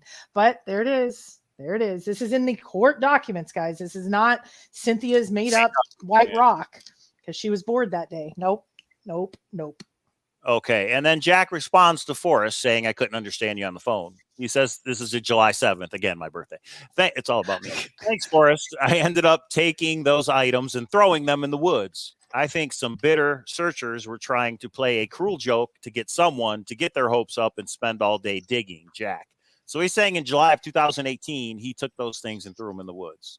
Didn't somebody else come along and see them, or no? It's just a picture. I don't know. No, it was no, In the Wood 33 up on Reddit put it, and Jack responded, what a cruel treasure hunter or some baloney. And Rudy, when Rudy Green and I were at 9 Mile last summer, we actually did walk up the wet creek and tried to find the rock, but we did not find it. So I guess we didn't look in the woods far enough back. Probably. Gotcha. Okay, moving on. And then Forrest emails Jack back again on July 7th and says, where are you, Jack? In Yellowstone, F. Now, again, this points out that Forrest doesn't know who Jack is. Forrest isn't remembering the prior emails. Forrest gets hundreds of emails a day. I mean, do you guys agree with this? But McCracken himself, who says he's sending him 100 emails a day or whatever. So you guys think, oh, Forrest knew Jack. No, he didn't. I don't think he realizes who's talking to him. I mean, and again, Forrest is what? In 2018, he's what, 86, 87? I mean, it's getting up there. So anyway, just my thought, just my opinion. Yep. And then Jack emails him back at 8 p.m. on July 7th and says, yes. In other words, I'm in Yellowstone. Yes, my home of Brown was the actual hole at the 9 Mile hole. Based on this article, it seems brown trout are there in all seasons in that very exact spot. And it seems like an important fishing spot to you. So I figured that you might see that as their home. And there's a link there to an article. I then followed the creek up until I saw that very well thought out fake blaze. Jack, you want to say anything about the article or no? No, I included it in the next slide. Hey, CK does the work for you guys. That's why you should. Well, I didn't have to look very far since we did an entire show on this. This is the Wall of Honor. If you go to the article or you go to our YouTube show from a year ago, go to the next slide. But you're a liar, so nobody believes you. So I know. I know. All right. So this is that link. If you go to that link, this is what it says. The Wall of Honor, Kim A. Eagle, MD. Boom. This is explain it, Capro. You know. So this is where some of the early searchers said they saw a trophy fish up named Brown, or one of these pictures named Brown. And it's an article. Go to the next slide. This is Eagle's Fly Shop that's in West Yellowstone. Brown trout that people have caught. Right. And that's what they catch and release. If they release it, they take a picture. If they keep it, they mount a trophy. Okay. And this article is about a hole called 9 Mile, a lava shelf on the far bank, and it has a 5 foot along a sharp ledge. What we call from the fishermen we said, it's like fishing in a barrel, is what the guy said. So this is the fishing in the barrel. This is where Jack says his home of Brown was, to Forrest. I'm not saying it's true. I'm saying this is what these emails are from Jack to Forrest. Yeah, this is what Jack is emailing to Forrest. You guys make your own decision. Right. We're not here to tell you to believe it or not believe it, or like it or not like it. Okay. All right. Jack to Forrest, December 24th, Christmas Eve, 2018, not my birthday. Hi, Forrest. I just wanted to wish you a Merry Christmas. I wrote up some lyrics to the 9 Mile Hole Days of Christmas in case you're in a caroling mood about your special spot. 9 lodgefuls lodging, 8 browns a homing, 7 colds a worthing, 6 bears a spraying, 5 golden nuggets, 4 sagebrush plants with a question mark, 3 fake blazes, 2 suspicious bones, and 1 damn chest in a spot I can't find. Hopefully this is a happy new year for the both of us, Jack. And to be clear, was there a picture with this? That's the next slide? Or No, that's next year. The following year, he says, okay. I did a stupid carol for you. Now I want to give you a Christmas card. Okay. Next slide. No. Okay. So again, this is just a little poem or a little something Packer Jack would do. Okay. Now we go fast forward to February 4th of 2019. Forrest. Feb 4 just came out. He waits like, 5 weeks later and says, thanks, Jack F. Oh, no. Oh, yeah. Let me read the bottom. I got wait. I should say there are hundreds of emails. These are the ones that were pulled out for court. So I'm sure there's 20 in between here. So let's go to the bottom. Read the bottom. Yeah. Jack emails Forrest on February 4th with a subject line of great bet. And says, Forrest, I'll admit at times in the past I thought you could use an editor, but your final words in the 6 questions today were simple yet profound and a joy to read. I had a strange feeling this weekend that you'd be bowing out. I don't know if you watched Toby Eunice's show yesterday, but I asked him if he felt the same way. If you were watching, I hope you didn't find the question insensitive. The winter has been brutal for me, but your chase is a constant spring of hope. I know you don't respond to my emails anymore, but I feel closer to you than ever reading your words today and more sure of why the place I have spent most of my time searching is special to you. Reason can't stop reminding me of the odds, but I know as the first sign of warm weather, I will once again put a carefully placed waiting boot in the Madison. I hope if I'm a worthy finder and finally emerge from those trees with the chest, you'll permit me to buy you a grapette and try to return the piece of your soul that was in there. Or if you'd prefer, I can take it out of the chest and leave it at the spot before taking the rest of your treasure home, Jack. And Forrest responds later that day and says, thanks, Jack F. Okay. So we're showing the correspondence between Jack and Forrest, everybody. And this is, in fact, breaking news. And again, you guys make your own decision. Any comments, Cynthia? No. And just to make, I think there's some questions in chat, sort of asking how many emails Jack actually did send. It was way over 100, but just to clarify, Mike, you and K-Pro are only showing the pertinent ones that seem to matter, right? It's not all the other stuff that no one's going to care about. Correct. We're interested in the location and the clues. I mean, that's what the important part, in my opinion. But K-Pro, to be clear, K-Pro's the one who, put this together and included these emails. So here we go. And Jack said, okay. So then Jack emails Forrest again on February 20th, 2019. Hang on. Billy Shaw Jr. says, with a $10 super chat, 9 Mile Hole doesn't seem right to me, but the current evidence sure points to it. You guys have done amazing keeping us informed through the years. Thank you. Thank you, Billy Shaw. And it was great to meet you at the World Series of Fenn. We hope to see you next year. You and your wife. Okay. Jack emails Forrest February 20th of 2019. Hi, Forrest. I feel like I finally figured out how to find the blaze at our deep hole, but for some reason, I still can't stop doing research. I did a public records, like a FOIA, but under New Mexico law, request for the raw interview footage from the making of the advertisement for the New Mexico Tourism Department you did a few years ago. I realized they were a government agency and thus subject to that kind of law. And also, it was so intriguing to me how you say in their video that you told them one thing you wish you hadn't. That they sent me the whole interview, which is about 50 minutes. It's funny to see that they totally prompted you to say that thing about saying something you wish you hadn't.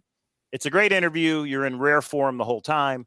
It's so entertaining and intriguing, though I feel kind of guilty keeping it to myself. I'm considering uploading it to YouTube so other searchers can see it, but I don't want to blindside you. If you don't want me to do it, I won't. And Forrest replies and says, it is okay to post it, Jack F.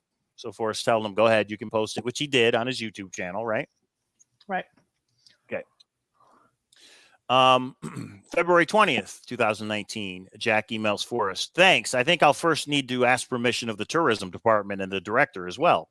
One thing, though, at one point, they ask you to give a hint to where the treasure is not buried. And you say the treasure is not buried where you're going to find it. Did you mean to say this? Because it sounds like you're saying either the treasure is not buried or it's not located at the spot described in the poem, like it's a proxy item. And Forrest responds and says, if you see it that way, then maybe it's best not to post it, Jack. Thanks for bringing that to my attention, F. Excuse me. And then Jack responds, all right, I'll keep it to myself. But he did upload it eventually, right? To his YouTube Yeah, I think after the fine. I don't know, though. I don't remember. Doesn't matter anymore. Information overload. Let's go to May 11, 2019. Jack emails Forrest. Again, subject, 9 Mile Hole. Hey, Forrest, if someone wanted to go below the hole at 9 Mile Hole, what would you consider the end of the hole? If you were standing straight across from the rock your father is pictured next to in the thrill of chase, how much further, say in feet, does the hole go? Thanks, Jack. You know what I wanted to say, if you want to go back one. So is this Jack just handed it to him? Oh, wait a minute. Isn't that what he said about us? There we go. Like, don't ask for hints because you just want to hand it to you. Jack, you were trying to get hints, you little stinker. He was probing. I'll get it, probing. With a probe in the soil. Get it? Probing Forrest. Okay. So again, Jack to Forrest, May 17th, 2019. Hi, Forrest. I wrote you a long email about my searches at 9 Mile Hole. I know you don't like reading long emails, but would you read this one? If only because I know that place is important to you and it may be entertaining. Jack. Wait, so where is he? He's at 9 Mile Hole? Oh. Yeah, it's 9 Mile Hole. All these. And what's the subject name of this one? What's crazy. 9 Mile Hole findings. It's crazy. 9 Mile Hole. Not sure why he would be somewhere else if the subject line's 9 Mile Hole. Okay. Again, now we go forward to June 3rd of 2019. And thumbs up, guys, for showing these emails. From Jack to Forrest, June 3rd, 2019. Forrest, I hope things are well with you. I want to thank you again for the hunt, and I'm now ready to discuss with you what I found at 9 Mile Hole last month. Given the type of land it was on and the lack of legal precedent for this situation and the sensitivity of the matter, I would prefer to discuss and show you photos, etc., in person, rather than transmit this over email and create a permanent record. Well, here we are. I hope you understand. Would it be possible to fly to New Mexico and meet you? I can do this at your earliest convenience. Thanks again. Okay, Jack. hold on before you move. Remember this date. Everyone write it down for a later part of some bigger breaking news that's happening. 6/3/19. That's going to become important. This is the first time he's alluded to finding something he doesn't want to put on record. So I'll just say that for now.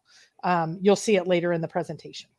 Okay, June 3rd, 2019. And again, the treasure chest was announced as found a year later, June 6, 2020, right? Yes, that's when it's now 1 year later. Retrieved, not found. Retrieved. Sorry, retrieved. Okay. From Jack to Forrest. Okay, hang on. Forrest emails Jack back on June 3rd in 2019 and says, I get news from people daily who tell me they found the treasure and they all found it in a different place. I don't know where you've looked, so I'll tell you what. Send me a good photo of the treasure chest with the lid open so I can determine for myself that you have really found it. Then we can get together, and it kind of cuts off there. And wait, we can get together and I will help you turn the contents into cash. All right. Contents into cash. Now, it's interesting that Forrest's response in June of 2019 is, I don't know where you've looked. So again, Forrest doesn't realize this. Jack's other emails. He's either, he just gets so many emails. I think he just isn't keeping track. Okay. Jack emails Forrest back June 3rd, 2019. Forrest, I apologize for the misleading email. I did not find the treasure in the 22 days I have searched at 9 Mile Hole in Yellowstone, despite being painstakingly thorough on each of those days. Yet again, he searched at 9 Mile Hole. Yet I still feel the urge to talk to you about it, both for the personal satisfaction of just proving to you I solved the chase, even though I know you will give no indication either way if I am right. But more importantly, because I feel very strongly that you will want to know if the conditions on the ground have changed to the extent that is no longer currently possible to find the treasure there as originally designed. I am not contacting you as any sort of mind game to pump you for confirmation.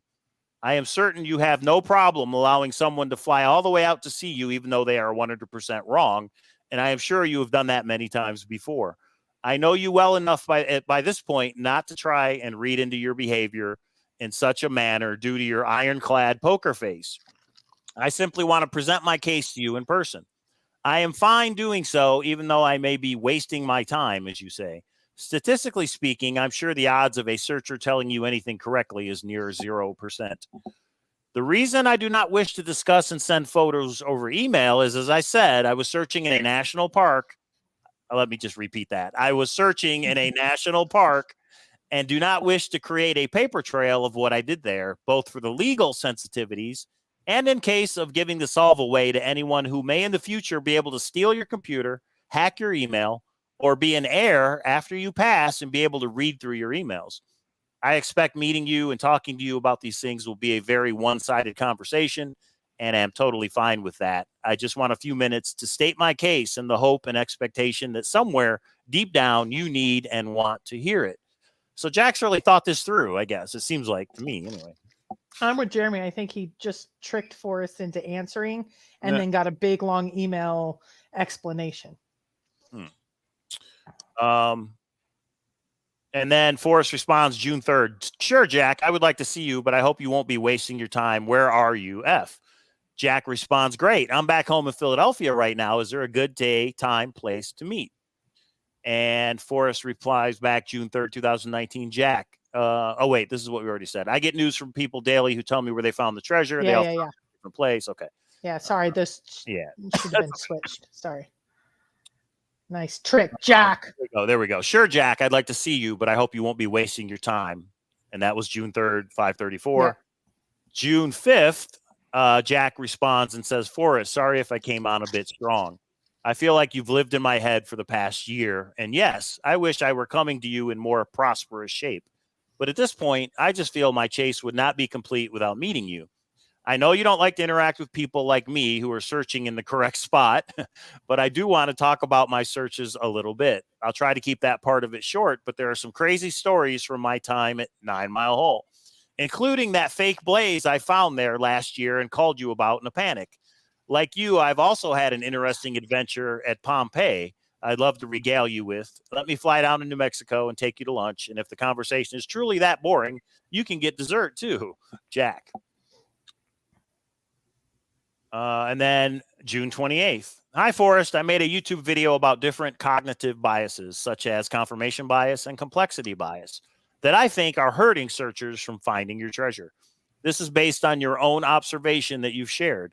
I hope you watch it and let me know what you think. There's the link. I hope all is well with you, Jack. Again, this is June of 2019. July 1, 2019. Hey, Forrest, did you get a chance to watch this? I've gotten a good response from some searchers, but we would really love to get your thoughts too. Thanks. Here's the link again. Seems to me that Forrest isn't responding to these, but July 3rd, 2018. Forrest, I read this entertaining old scrapbook where you thank Irene Rawlings and Margie Goldsmith for bringing media attention to the search. It seemed odd to me that you wouldn't mention Tony Ducopol's piece. Ducopol's search piece in Newsweek, because that preceded the Hemispheres piece and would seem to have a much wider readership. Did Ducopol not bring attention to the search, or do you have a problem with what he wrote? And then on August 6, 2019, Jack, I am getting old. Please remind me who you are. And you know, that spells it out right there, guys. When Forrest said this is a person I didn't know and didn't communicate with, Forrest just didn't remember, in my opinion. Just my opinion, guys. Well, Forrest but you need saying, I don't know who you are. Like, Forrest is not remembering the prior emails. Go ahead. Right. Read the one just before that, though. Hey, Forrest, I hope it's well with you. Yeah. August 6, 2019. Hey, Forrest, I hope all is well with you.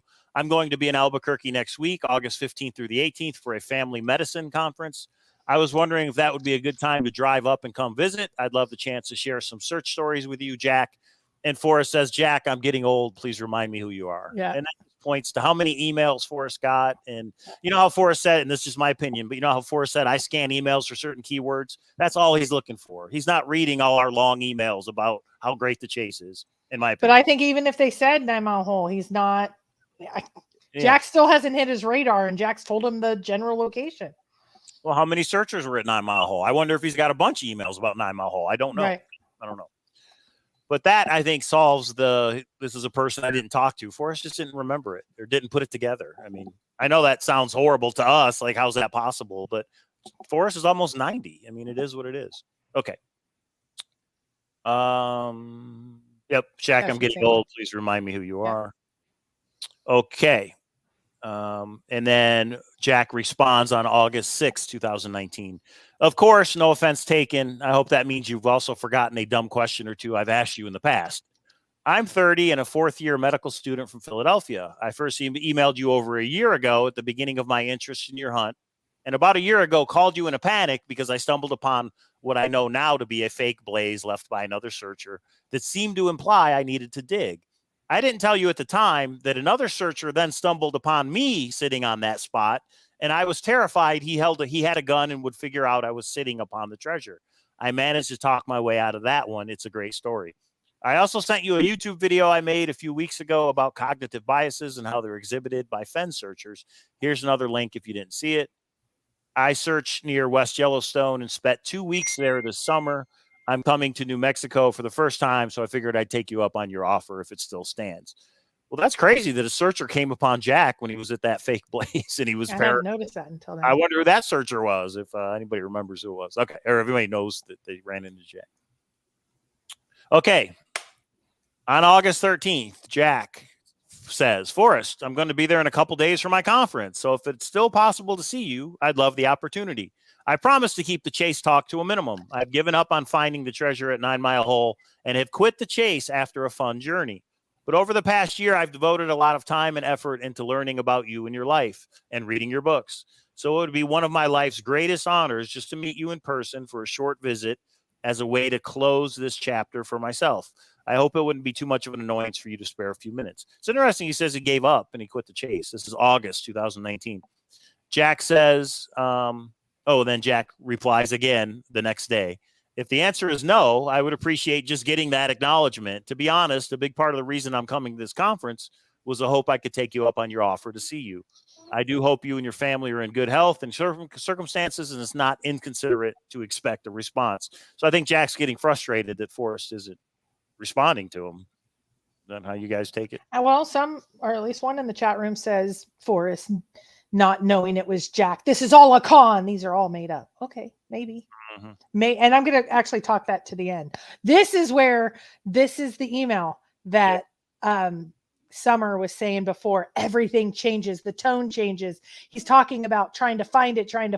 And then boom, this is where they start, September 23rd. He even says in August, I'm going to give up. Well, obviously he didn't, because he emails Forrest again in September 23rd, 2019. Forrest, I was just curious how you would like to transfer ownership of the treasure chest to the finder once it's been found. Will giving it as a gift to them or selling it to them for $1 be acceptable to you? It seems to me these are the only two options, legally speaking. Thanks. Treasure Warriors, $9.99. Hashtag I quit, but also I win. 9 at 9. All right, Ben. 9. Everybody's got to make their own decision on this. I get it. So again, it's a lot to digest. This is the cool part. This is why I wanted everything out today, because I don't want to just disappear in the middle of this. I wanted it all out, and then everybody can sift through it. Right. Okay. And then the next day, Forrest, I'm trying again. Second attempt, transfer of ownership. Forrest, again, like a sense of urgency, right? Forrest, I'm trying again. Sometimes I wonder if you don't respond to me because where I search is the correct location. Ha ha. But obviously, this question has no effect on where the treasure is. I was curious, how would like to transfer ownership? And then it's the same thing. I just want to know if you accept one of the two options. Okay. Yeah, sure is. He's sure not talking about the fake blaze anymore. He's sure not talking about his Homa Brown. Right. Yeah. Next day, September 25, third attempt, transfer of ownership. Forrest, do you have a preference? He's sending the same thing over again with the subject line. Yep. Third attempt. He's, for some reason, he needs to know. September 27th. Okay, and now remember too, it's September 29th that he puts in for Puerto Rican citizenship. So keep going. Oh, a little loud, but it's all. Does the picture starting to come together for everybody? This picture we're painting, and it's not even us. These are Jack's emails, guys. Okay, on the 27th, final attempt, transfer of ownership. Forrest, I'll try one last time. I'm tracking this email to see if you read it. Oh, that's interesting. Do you have any preference for how to transfer ownership of the treasure chest to the finder once it's been found? If I am, and then he says the same thing. Wait a minute. Let me read it just to be clear. Will giving it as a gift to them or selling it to them for $1 be acceptable to you? It seems to me these are the only two options, legally speaking, and in terms of tax considerations for yourself. I just want to know if you would accept one of those two options. I'm not asking you to pick one. If I am notified that you have read this email and not responded, I will take it as evidence that either giving the treasure as a gift to the finder or selling it to the finder for $1 will be acceptable to you. In the very rare event that I find the treasure and you pass away before I tell you of it, I will take a non-response to this email as clear evidence of your intentions to transfer ownership in one of these two manners, and will expect your estate to honor those intentions. Ooh, do you see what he did? A little stinker. Well, he said basically your non-answer is an answer that your estate is going to comply with this. If you do not agree with this, please respond to this or any of my previous emails on this subject with your thoughts, whatever they may be, or otherwise make it publicly known what your intentions are on this subject, as you have never shared them with the searchers of your treasure. So yeah, I mean, something happened where 4 emails 4 days in a row of I gotta know. Yep. Or at least some think so. Yep. And then this is the same thing, right? I'll try one last time. And then, yes, that's the same. I'm sorry if I wanted to be thorough. Now, Forrest responds. It's Forrest very long. September 27th, 2019 says, don't worry about that until after you find the chest, F. So Forrest is like, yeah, don't worry about it until after you find it. He doesn't get it. He's already found it. Right. And Jack says, thanks for getting back to me. Sorry if that was a nuisance. I suppose as long as you aren't trying to disclaim ownership while it's sitting out there in the Rockies right now, it won't be an issue. I will worry about gaining ownership after I alert you of the find. Not that after I find it. After I alert you of the find. You see the wordsmithing that's being done here? And then 2 days later, he files for Puerto Rican tax exemption status. And is that because Forrest won't answer him? So Jack is like, I'm going to do my own thing. You know? So he's going, at least I need to make my own plan. I'll move to Puerto Rico. I'll go for tax exemption status. And that's what he did. And we know he did that. And it aligns. This would be interesting to do. And I'm going to let you guys do it. Condor versus all of these. Which emails came when? That would be awesome. Thanks, Doug, for the $10 super chat. Yeah, thank you, Doug. Yeah, and that he did the Puerto Rico thing is crazy. Anyway, okay. Which part of this is the most crazy? My God. All of this. I mean, all of this, that it ended this way is bizarre. Okay, on October 7th, 2019, Jack sends an email to Forrest and says, is this a contest? Forrest, I always assumed you meant to give the treasure to the finder as a gift. But someone wrote an interesting thread on Reddit today about whether the chase is legally considered a contest for a prize. I hadn't thought of this before. If it is a contest, it would seem you perhaps haven't met a number of the legal requirements, e.g. announcing rules for a contest. So if the chest is found before you make those arrangements, it could potentially put you and the finder in some hot water in terms of legal and tax considerations. If you talk to your lawyer on this subject, Jack was not just like, hey, I found it. Jack was like, wait, I'm not taking it until I figure I know what is going on with taxes and legalities. So right? Someone that wrote the interesting thread on Reddit was Condor 2 about the contest. Which was Jack. Jack was Finkel. Finkel was Einhorn. Einhorn was Finkel. All right. Thumbs up for Capo knowing that quote. What do you think, Cynthia? This matches up to the time frame on Reddit where Jack wrote the rant on Reddit about Forrest leaving a shit show to the finder. Right. Because Forrest wouldn't respond. The same. Yeah. I mean, did Forrest ever say, I'll take care of it or don't worry? No, he just wouldn't respond. He's like, you find it. What if there were no legal issues? That's true. That's true. Well, here we are. Yeah. Okay. This is getting interesting, I think, everybody. Oh, just keep going. Jack Stoof, October 8th to Forrest Fenn. Final email on legal issues. Forrest, I get the sense that you hate thinking about the legal issues with the chase and just hope you can ignore them and let lawyers figure them out later. I understand. I guess I will just have to trust that you will do the right thing and gift the treasure to the finder at the right time. Well, that sure sounds to me like he's saying he's the finder. But anyway, if I tell you next search season that I have found the treasure, oh, what a coincidence. That's exactly what happened.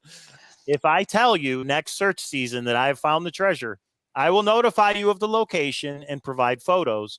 But obviously, I will have to leave it right where I found it, as it is your property and does not belong to me, no matter what the poem says. You can then ask me to retrieve it and return it to you if you just want it back. If you truly were to gift it to the finder, I would have to come to you so we can sign a gift deed in front of witnesses before I retrieve it from its spot. If you disagree with this plan, please reply to this email, Jack. That's what he did. All right. And then Jack again the next day on October 8th says, Forrest, with all due respect, I don't know how you expect a finder to ever come to you about finding the treasure when they and their lawyers have no idea what legal and tax situation you intend to get them into when they do. If it's your intention to give it to them as a gift and report it with your tax return, please just say so. If you intend this to be a contest, say that. At least let people know what your position is. The waters are so murky when you refuse to respond. You know what the sad thing is? He's getting a little snarky. He's like, answer me. I'm the finder. And just think, I know where it is in Yellowstone, but I'm not going to retrieve it. And Forrest won't answer me. But okay, can you think back to the first time you heard that Jack left it even overnight? I remember thinking that's not possible, let alone 6 months. I didn't even think it was possible for a year. That made my head explode. And it happened. This just shows me how different people are. I would have never left it. Never. But if Forrest would have just did a scrapbook that said, whoever finds it, I'll gift it to him or something, clarified it, I think this all would have ended in 2019. I think Jack would have went and got it and been like, okay, good. But since he won't respond to Jack or publicly, Jack felt the need to go to Puerto Rico and do what he felt he needed to do, but it just turned into a mess. Shit show at the boop, boop, boop. Right. Okay. Next slide. And then again, October. Oh, 25. Just wait. We haven't even gotten to the Christmas card. Okay. Oh, that's right. Hang on. We haven't got the Christmas card yet. Okay. Forrest, I'm sorry to read about your email deluge and sorry that I've contributed to that and I'm making things worse with this one. I just thought you should know that it's possible to block email addresses so you'll stop receiving emails from those people. You should probably ask someone in your life to help with this. I highly doubt the people sending you several emails a day will find the treasure. But if they do, they can figure out how to call you or make themselves a new email address if they don't hear back from you. You're not obligated to put up with their constant messages. But as an aside, I think it's a little silly for anyone to hide from you if they find the treasure. From a legal standpoint, they shouldn't take it into their possession until you say it's theirs, because as it stands, it's still your property. And in order to make a transfer of ownership document, you need to know their name. I think you can rest easily that any person smart enough to find the treasure is smart enough to know to contact you so you can decide whether to give it to them or not, or at least bring it to you first. Hopefully that's an email I can send you next search season. I feel privileged that you're sharing so much with us searchers right now and hope you and Peggy the best of health and happiness. Super chat. Our friend Tom Walker with the $10 says, great show, Cynthia and K-Pro. You ladies rock. Hey, what about me? Okay. Hey, Tom Walker. All right. Thanks, Tom. Did you know that he was the photographer for the most famous wedding in the history of the, right. Princess Diana is like maybe a little bit more first, but Must Listen Good says, I think Jack retrieved it in September 2019, but he's not going to provide any evidence of that so he can pull off his Puerto Rico plan since Forrest won't tell him if he will gift it. Well, we think he definitely found it. Do you guys think, Cynthia and K-Bro, do you think he found it but left it in the exact same spot? Or do you think he moved it? Or what do you think he did? No, keep going with the emails. It'll come out. Yeah, keep going with the emails. You haven't read them in. This is new to me, guys. So here we go. Another one, Billy Shaw Jr. These emails are great. Interesting coincidence. Jack quit just before the auction website, then was back at it shortly after the auction site was out. All right. Another conspiracy theory. There we go. Okay. Continuing on with the emails. Oh, here it goes, everybody. Hang on. This is what everybody's been talking about. Now you get to see it. Cha-cha-cha. Sorry. Jack to Forrest on Christmas Day, 2019. Forrest, I hope you and your family are having a great holiday together. I wrote some dumb Christmas song lyrics about your special place last year, so I figured I'd do something dumb again. See attached image. Merry Christmas. Unfortunately, K-Pro cut it off, and this is the only picture we have. Shut up. I'll I'm kill just- you. All right, there is the picture, guys. There's the This is the picture. Now, if somebody showed this to me, I'm not going to go, that's not my hole. I'm going to go, where's that at? Okay, Like, go to the next slide, though. okay, but again, Merry Christmas. I know what you're saying. X up in the air. He No, added go to the next one. decorations. Okay, Go to the next one. Okay, so it's the exact same picture. right. I would not have no. Okay, so I'm not gonna. This is where Cynthia, I would like you to see if you wanted to answer to the. If you see this before Condor, before so much that we knew, I wouldn't have known. Like you see Fenn Rock, but I don't even know that there's a couple things that could have narrowed me, but I would not have known that this was 9 Mile Hole until Condor database came out. But Cynthia, I would like you to answer on. You can answer on your own behalf. For an advice of counsel, I will not address this. Okay. That's But fair. again, guys, if Forrest showed me this and said, look what somebody showed me, or if I saw this, like in a show like this, I wouldn't know that's 9 Mile Hole. Is that Right. supposed to be Fenn Rock right there? Fenn Rock is the bottom That red is arrow. Yes. But from this That's Fenn angle, I wouldn't have known that. That looks like a little tiny, but it's just me. So okay. But I just think, and you can see a little bit of a parking lot, and you can see that there is a like that long arrow. I don't know. Now that I've actually seen it, I can see why it didn't come together, and you maybe feel. I'm not answering for you.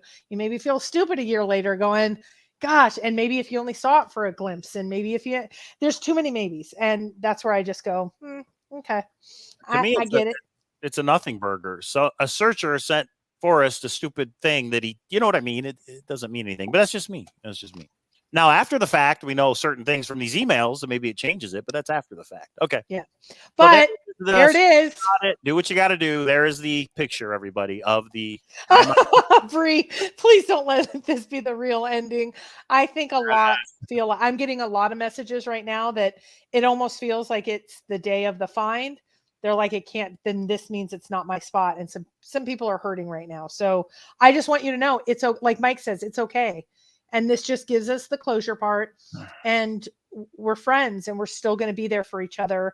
And don't see this as a sad day. Say this as this is a sad way that this ending came out, but it seems that there's, for some evidence that maybe they hadn't seen before. So anyway. All right, Colo Kid's got a question. Does F acknowledge Jack is the finder? Has Forrest ever acknowledged that Jack is the finder?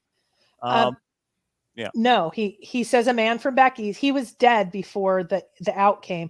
I emailed Shiloh when Jack came out with his real name, and I said, "Is that the real finder?" And he said, "Yes." And he said almost everything he said in the Medium article is true.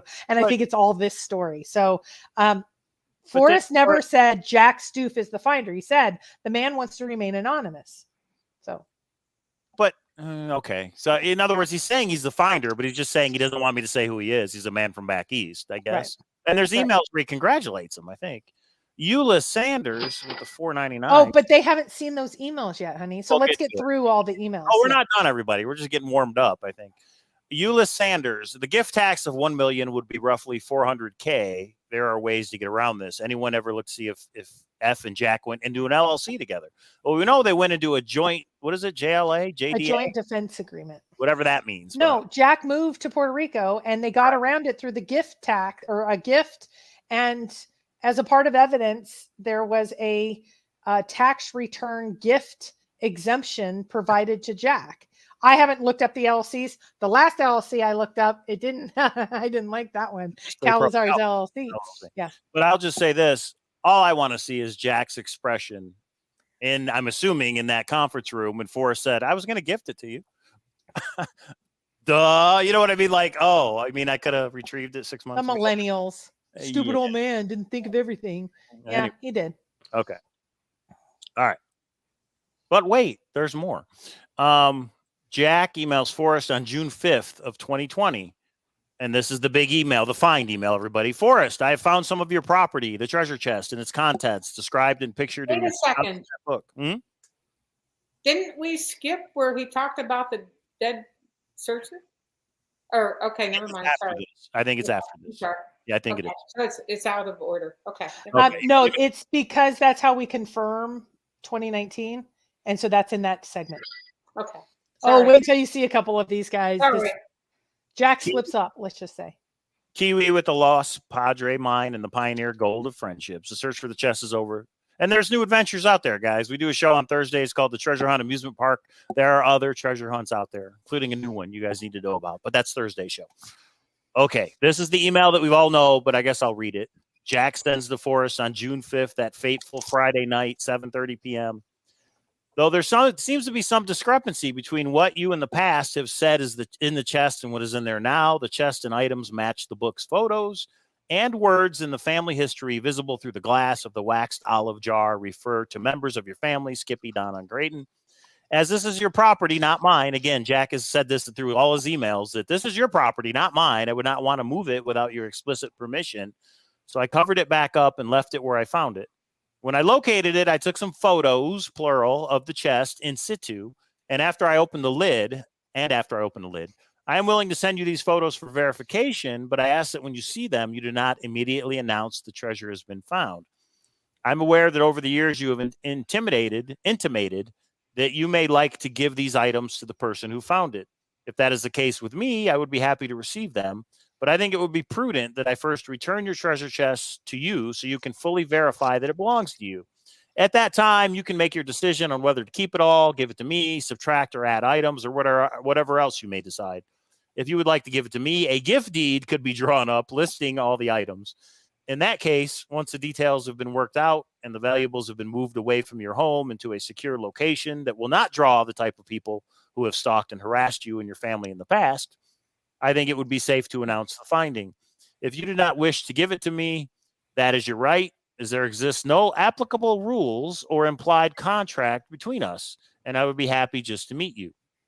Please reply if you agree with this proposal, and I will send back the photos. If you view the photos and believe this is your property, I can go back and retrieve it for you if that is your desire and bring it to your home at no charge. If you disagree with what I've said here and would like to discuss it more, please give me a call. And then Forrest responds, yes, please send me the photos. Congratulations and thanks, F. It would have been funny if Forrest would have said, who are you and where are you looking? But no, he said, please send me the photos. Congrats. We know this. This is that Friday night. From Forrest Fenn to Carl Summer, June 7th, Sunday, June 7th.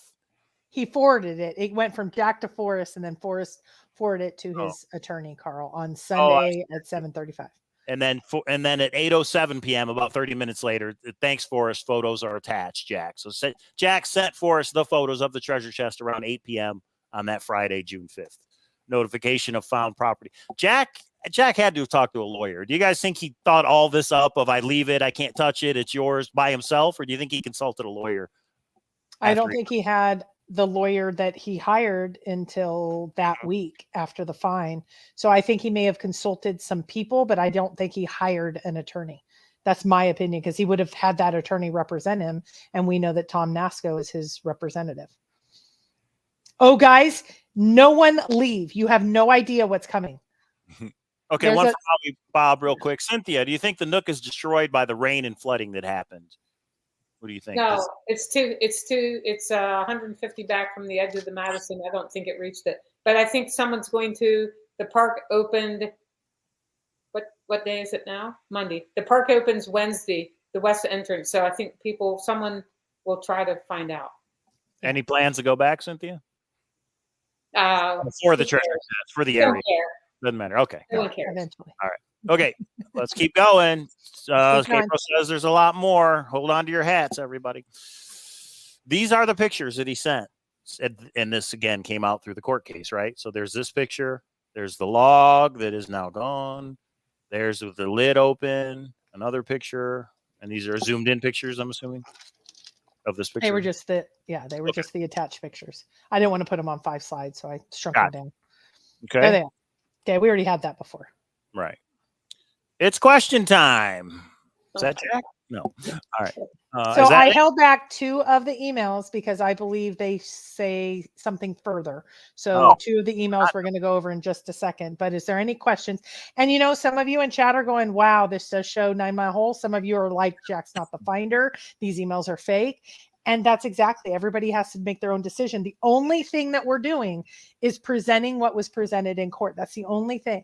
I'm going to put my opinion in at the K-Pro's Corner part. All we're doing is giving documented information. That's it. Czar says in a prior email, he said he had an attorney. This is Jack had an attorney that didn't know how to handle it since Fenn wasn't responding. I wonder, I never heard of that. Have you guys heard of that one before? Therefore, I believe he did have one. Interesting, No. Czar. Can you show where that was, like in a prior email? Cool. Hope you're doing good, Czar. Get out of the hospital. What do you got? Beacon Star to find. There's a new treasure hunt you need to buy, Czar. We'll talk about it Thursday. Okay. Forrest never acknowledged Jack as being. I have no questions. But why does that matter? Why does that matter to you guys that Forrest didn't acknowledge? Because I don't understand that part. Colo Kid has a Colorado solve, and it's a Colorado solve. And if Jack was the finder, then it can't be in Colorado. Okay. Why? Yeah. So right. okay. Okay, so let's keep going. Everybody, the lure. Credit, Hooley, Packer, Jack, Scott, and question mark, and whoever else. Yeah, there's a lot of people. I asked about the lure. Lure came up a lot. Once you see this email, you're going to see it's a little different. I want to thank the person that went to Temple for me, or the information I gave him. It wasn't something that was found, and so here is a conspiracy to go forth with, but this is extremely interesting. This is what I think the second slip up was, and I'll tell you why. Let me take over this part once you're done with that super chat, Mike. Billy Shaw Jr. with the $5 super chat says, how fast would the search have been over if Forrest did die there? In other words, if Forrest did go there to die, if the cancer came back, what are the odds that his remains would have been found by a ranger or a non-searcher? I'm going to ask you this, Cynthia. If it wasn't for Forrest Fenn's poem, is anybody going back there? I mean, is anybody? Supposedly Justin searched the woods everywhere across from 9 Mile twice, and as did Digging Gypsy, Jeff Pizza. I mean, there were tons of, maybe not tons, but there was more than one guy searching this area. I mean, not maybe in 2018 or 19 when Jack was there, but yeah, this area was searched before. So it depends on when Fenn would have died there, whether or not someone would have found him. But yeah, probably the smell or the buzzards coming in and picking his body over. I don't know, but yeah, I think he would have been found had he died there. Okay, but he didn't. He hid it. He didn't go back and okay. All right. Okay, so the lure. Let's go into this. Okay, so Forrest, I didn't realize the connection that the author had this piece to you. This was where he talked about that eagle, and we brought up the eagle 9 Mile Hole article. And he says, I was friends with all the Eagles, including Sam, the father who built the store. Wally and Joe were my best friends, and Frankie, of course. He said, Jack then replies that's a cool connection. Did you fish with any of them at 9 Mile Hole? I fished there with Wally. Joe was not much of a fisherman. Okay, so now he's starting it with Eagle, but he's trying to get into kind of confirming the spot. Let's see what he says next, because it's actually not the lure. I asked some questions about the lure, and I know there was lots of discussion, but this email shows me, or in my opinion, and there's going to be a little bit of opinion here where we go. Go to the next. And this is way back in 2018. Okay. So he said, cool connection. Did you fish with any of them at 9 Mile Hole? I watched the lure and saw a shot of your bookcase that showed a book with the handwritten binding, quote, Marvin Fenn, Yellowstone, that looked like it had been a collection in a public library at some point. I think that's yeah. So it had been at the public library. It was some sort.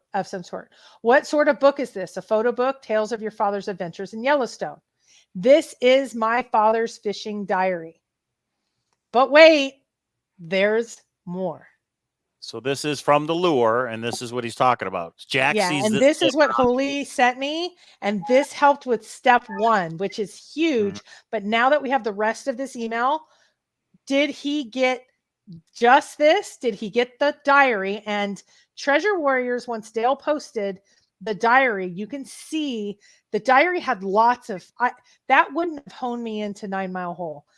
He did say water's high at 9 Mile Hole. They did a good analysis. I think the most thorough analysis of that diary.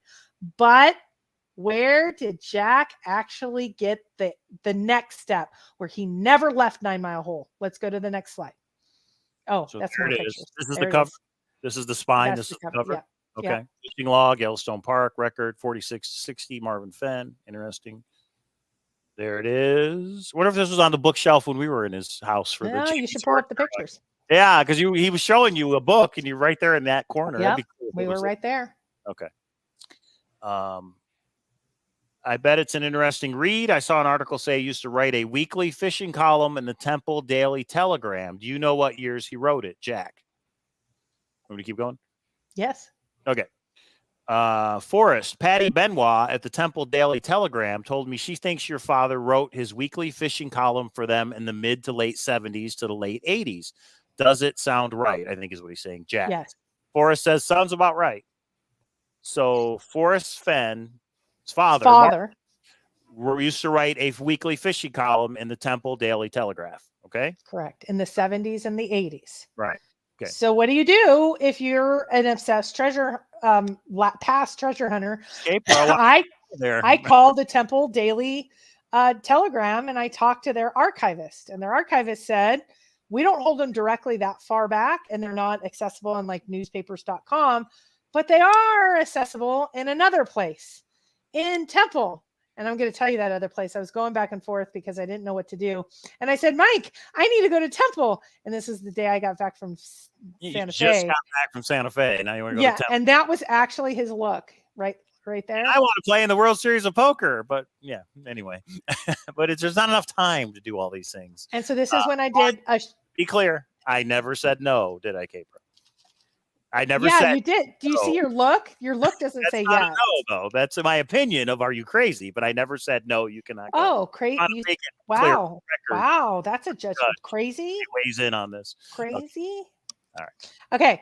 So I did a shout out to see who was close and had a friend and look at the microfiche. It's all in microfiche. Oh. And there is the 70s and 80s. Oh, they went there. This is from. They went there. Oh, K-Pro gets it and done. It took an entire day to go through 1970. And okay, shush. It took an entire day to get through 1970, and we know it's the 70s and 80s. We have not been able to locate. It is a weekly column that Marvin Fenn did in the 70s or 80s. I have a feeling that column says something, but it's in the microfiche. So I hope it's not like the log. But here's what I did before that. And I thought maybe it's just the log. So I asked Dale, I said, Dale, what about the fishing logs and how Jack got them? And he's like, I don't think anybody had them because he got them from Creighton, the family member. He didn't think it was accessible anywhere else. But Dale being a good guy, and here is our huge update that I'm going to make. Oh, you don't know this, Cynthia. You're going to see this. So first, will you? No, don't click on that yet. Will you first read? Hang on. There we go. Sorry, everybody. No, just arrow up. Just hit the arrow up button. That's all you have to do. You don't have to close it and open it and do all that. There you go. Okay. Read this first, and then I'm going to give you guys some conspiracy breaking news in a second. Dale, wow. Dale has added the fishing logs link to his original download page so everyone can download them. It's lumafilm.com/DL/. lumafilm.com/DL/. There's still we want to remind everybody there's still a donate button on that page, and you don't have to donate, but Dale is saying taking donations for, running the server, keeping all the scrapbooks are there. Everything you want to download is there. So the donate page is not for me, K-Pro, or Cynthia. That's for Dale. It's his website. All of Forrest Fenn scrapbooks from 2012 to 2020 are there. Everyone. Also, a lot of other stories that he wrote for the blog are there. All of the Forrest Gets Mail articles and every comment that Forrest has made on the blog is also there. Some of those archives are 75 megabytes, so be patient. Downloads may take a while. If folks are experiencing excessively long download times, try again at some odd time when no one else is likely to be downloading, like 3 a.m. when K-Pro's up working on the chase. Okay. So there it is. You guys want to see the fishing logs for yourself? Go to the next slide, and then we're going to go back because I'm going to show you I shared this with a very smart treasure hunter, and there is, Breaking news. I will just say breaking news. Let's just put it at that. Go ahead. Now, What else did he put up there? Sam's trying to say not all the fishing logs are there. So I don't know. We'll Okay. So a couple of searchers, Sam might have been one of them, asked me if I could get some other fishing logs or diaries, logs, whatever, of Forrest when he was around at teenage time. And Dale did confirm he had them, but those are not up there. I don't know why. I didn't want to push. I asked 3 times. Once I asked 3 times, I usually try to stop unless it's Forrest. And then I ask at least 10 times. Nice, Craig. So maybe you guys could reach out to Dale in a very nice way to see if they don't have his email. Only a few of us do. And I've already asked this one. I'll it's try not- again, but yeah. And Dale, if you're watching, they would really like those other fishing logs. I'm sorry to keep bugging you because you've been so kind. But wait, he's going to have his hands full in a second. Let's finish this one and then let's go back and show our breaking news. And this is from Dale, everybody. Dale just added Rumblings and Ramblings and the Litter 81 Found story to the downloads page. The video link in the Litter 81 Found story to the louse footage still work. That was an amazing piece of work that Chris did. Chris Lafrida, right? I got that right? I think so. I think so. Rumblings and Ramblings was Forrest's recollections of his family history. It was always a work in progress on his computer. He added to it whenever something new occurred to him. So the version I have may not be the most complete version because he could have added it to it after he sent me that copy. I have no way of knowing, but it's my belief that Rumblings and Ramblings is likely to be the bio that was included in the chest. That comes from Dale, everybody. Forrest also told me at one time he included some hair follicles and fingernail clippings in the chest in case it took a few thousand years for it to be found. He wanted to make sure they knew who the hider was, Dale. Okay, now go back one. That's pretty awesome of Dale. So you're saying I can just arrow up. Yeah, stop. Arrow up. It's not working. Stop. Hang on. Okay, there.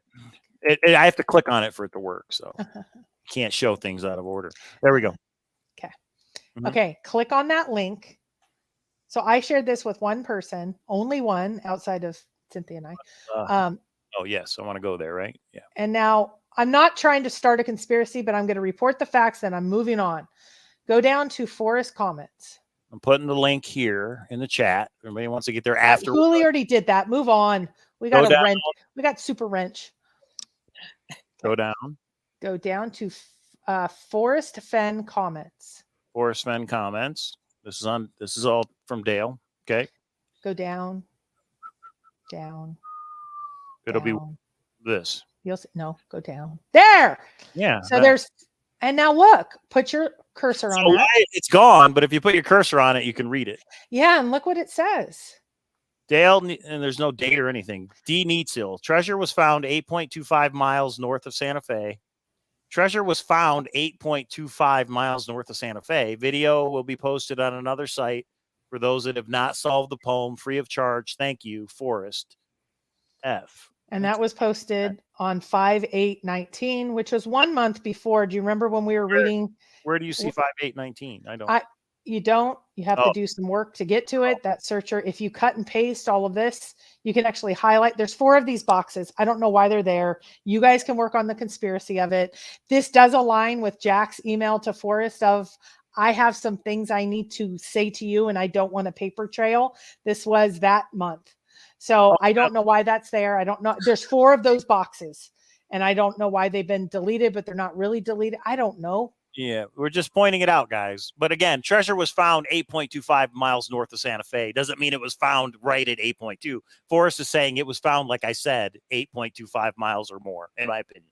So he's saying it was found. Video will be posted on another site for those that have not solved the poem free of charge. Thank you. So it sounds like that was Forrest's plan. And then maybe after meeting with Jack, it changed and he realizes Jack wanted to be anonymous. Yellowstone has its issues, or they didn't want to come out with the solution. Again, we don't know. This is there. Do with it what you will, guys. Yeah, you guys get to dig into it. There's 4 of those boxes. I don't know. I just saw that one and went, ooh, I don't know. Well, if it's spam, Jeremy's saying it's spam, then why would it be under, why would Dale have it highlighted like that under? I don't know. It might be a nothing burger. I'm only giving that information to you. Let's keep moving on. Packer Jack, $9.99. Condor histogram with behavior, $10.19. Put my flag in on 2019 Entity Gate and guessing Heritage first. I got crushed. Thanks, Mike, K-Pro, Ben, Indy, and Copper Dan for having my back. It appears we've been wise. I think what Packer Jack was trying to say there was vindication, but I'm not sure. All right. Thanks, Packer Jack. I think people know. People know the truth. Maybe. Okay. Yeah, and I think that's the important point. It's not taken any one person. The only thing that I think I have done is possibly get some records and things to you all. I don't think I've done anything, and I took notes at a hearing. I mean, I don't think it's any. I think the analysis that's been done are from some really smart people, and I will say mostly on Reddit. Reddit has Rudy and Rimsbrock and Ben and God, Jack, and anyway. That's Dale in the chat, right? To throw the chase. Yeah, I don't have so. any additional fishing logs. The ones I posted are the only fishing logs I have, and as far as I know, they're the only fishing logs that exist. So thank you, Dale. Okay. And guys, I just want to remind you, that donate button, go help Dale out. He's done a lot of work for the Thrill of the Chase. Whether you like him or you don't like him, he's leaving this up on a website. It costs money for him to keep it up. Go donate if you can. All right. Okay, back to the PowerPoint, right? Yes. Boom. There it is. This is from Dale. Everybody can read that. And then this was the rest of the comment from Dale. Everybody can read that. I already went through it. I have so many questions, K-Pro says. Okay. Does anybody have questions on this part? This part, that's the second slip up. Lure, Marvin has a column. I haven't been able to get my hands on it. Hopefully you guys can help. We can all be a part of this together. Yeah. So, right. Here's a question. I think it's interesting. Is there any gift tax return evidence? Is there there is? Has anybody seen it? In the proceedings of the conclusion of law and whatever fact and law, they said that was one of the evidence. They didn't present it in court, but they said here in the discovery phase, it was provided redacted social security numbers and the amount. But other than that, it was provided at court. So it kind of put that baby to bed. Okay. Well, then there you go. I don't think they're going to say it in court and then it not be true. But anyway. All right. So are you saying, does anybody have questions? Is that where we're at? Questions on this? Because we have the last, before we get into our opinions, we have the last email, which I think is a drop the mic moment. Initially found in 2019. It's time for the truth. I think that's K-Pro right there. Yes. Okay. All right. Here we go. Breaking news, maybe. You guys decide. From Jack to Forrest, March 24th of 2020. Thinking of you today. Forrest. And again, this is March of 2020, 3 months before he supposedly found it or emailed Forrest that he retrieved it. Forrest, I know days like today have to be the hardest to be in your shoes. I'm sure it weighs on you a lot to see another die, even though he disobeyed just about every warning the world could send him, including from you. Of course, all your naysayers are coming out of the woodwork again to point and say it's a hoax and that you have blood on your hands. It's ridiculous. And I hope you realize there are people like me out here feeling bad for you as well, not just this man and his family. It's the first time someone has died since I started the chase. And I have to say it weighs on me too. I know my track record at 9 Mile Hole has been abysmal. And if I had been smarter earlier, this man's death would have been prevented. It is a very tall order to complete the task with the blaze having been taken down by nature. But technology, you didn't mean to cover up this line, right? I didn't. The important part, but technology, blah, blah, blah, doesn't even matter. Will allow a real search season to be conducted this year and soon allow you some much deserved peace. What? So in March of 2020, this is 3 months before the retrieval, Jack says, but it would have been a tall order to complete the task with the blaze having been taken down by nature. How did he know that, Gabriel? How did he know that? How did he know that? There it is. In your face. Somebody, I don't know who, Jack, I guess. But yeah, how would he know that if he had not found it? If he had not actually discovered it in 2019. And yes, we have someone saying these emails need to be verified. Yeah, get out your checkbook. You got to go get it yourself. Just not throw shade. So that's how it works. So yeah.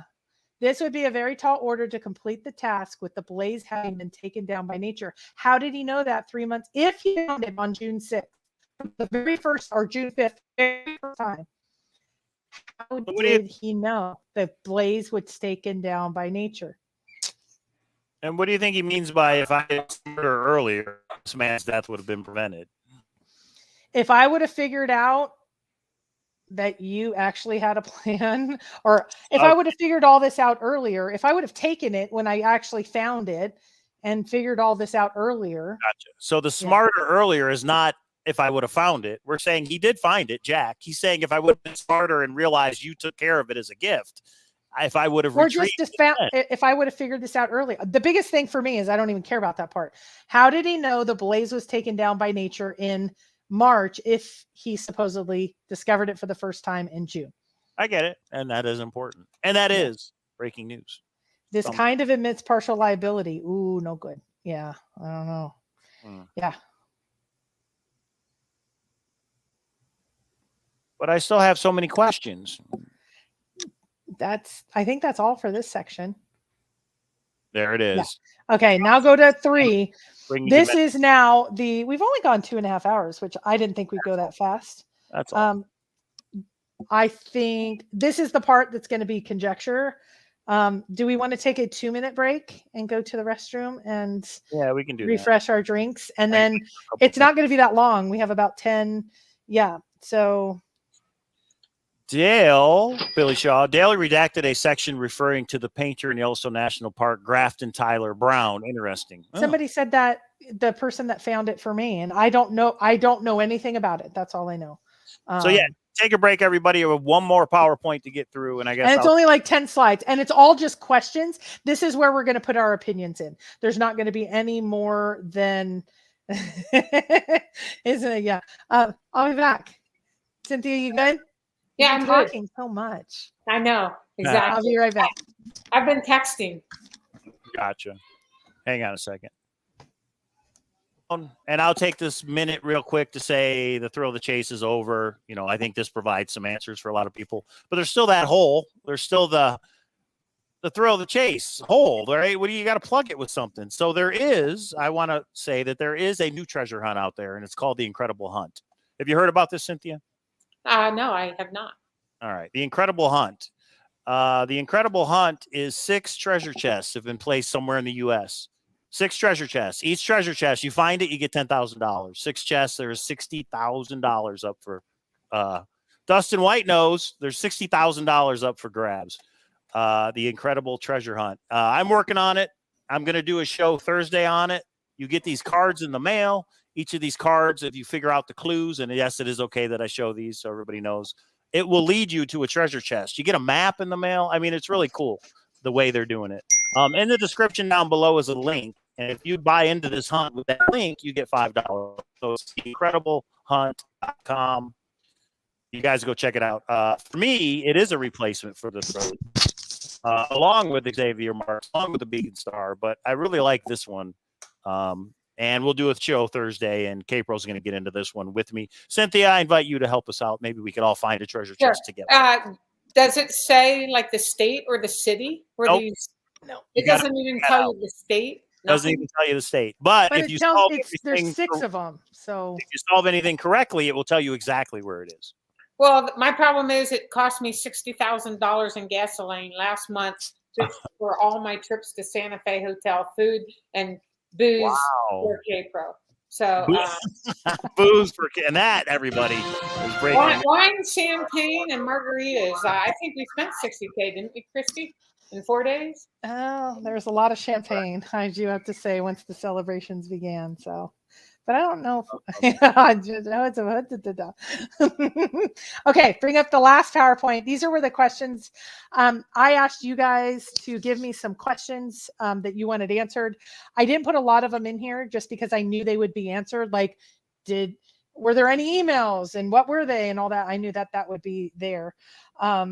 Did you do research for Forrest before the chase even started? I didn't know Forrest until 2016. I think 2016 was my first email to him when my brother got me roped into this. So no, I didn't before the chase. No, I wish I would have known him. He was an interesting guy. Okay, go ahead. The Incredible Hunt. Okay. All right, here we go. Last slide. Thank everybody for hanging out with us. I think the emails between Jack and Forrest are very telling. but you guys make your own decision. Okay. Court record request, the second slip up, 2019 initial fine. Oh, this is what we already went over. Stuck in Chaselandia. What are the panel's thoughts on the auction site? Well, I don't know if we're going to get into that tonight. What do you guys think? The auction. I don't have any reason to believe it because I haven't seen any actual evidence. I finally understand it because I had to look into it myself to just get a timeline. I think it's interesting, but I see, much like McCracken's case, I see no actual evidence. Okay. And I will just say that the emails that we've shown between Forrest and Jack, to me, it points out that Jack found it, was very concerned about the legal and tax implications, left it, went to Puerto Rico. I mean, that's how it played out. I don't see the auction website coming into it. I think we all, I mean, I'm going to say we all, everyone, I think, even the most loyal, I'm going to talk for Cynthia here, and the most tied with Forrest, I think we all thought this ending, Dale, it's everybody, we're like, what? No. And I had such a conspiracy mind in the beginning. And then by the end, I think a lot of it ends up, I have a slide on this. But yeah, go ahead. All right. Hang on. We got two more. Anyone find it interesting drone metal detectors became a thing in 2019? Maybe that's the tech Jack is talking about. Interesting. Maybe. And cold blue water with $1.99. No comment. Just wanted to say thanks, and we appreciate it. And we thank you. Thumbs up, guys. That's a way you can show support for K-Pro. You know how much time and effort K-Pro spends on these PowerPoints to put it all together with the GIFs that were, it takes a lot. So, and I'll have some comments about where our channel is going to go from here at the end of this. Yeah. So here we go. And I'm sure K-Pro will too. Dear K-Pro's Corner, a gossip column on all the other things in the chase, including questions from you searchers. And here it is, K-Pro's Corner. Why didn't Shiloh wear the bracelet to court? What do you two think? You have an answer? Oh, we know. He told us. Do you want to answer, Cynthia, or do you want me to? No, you go ahead.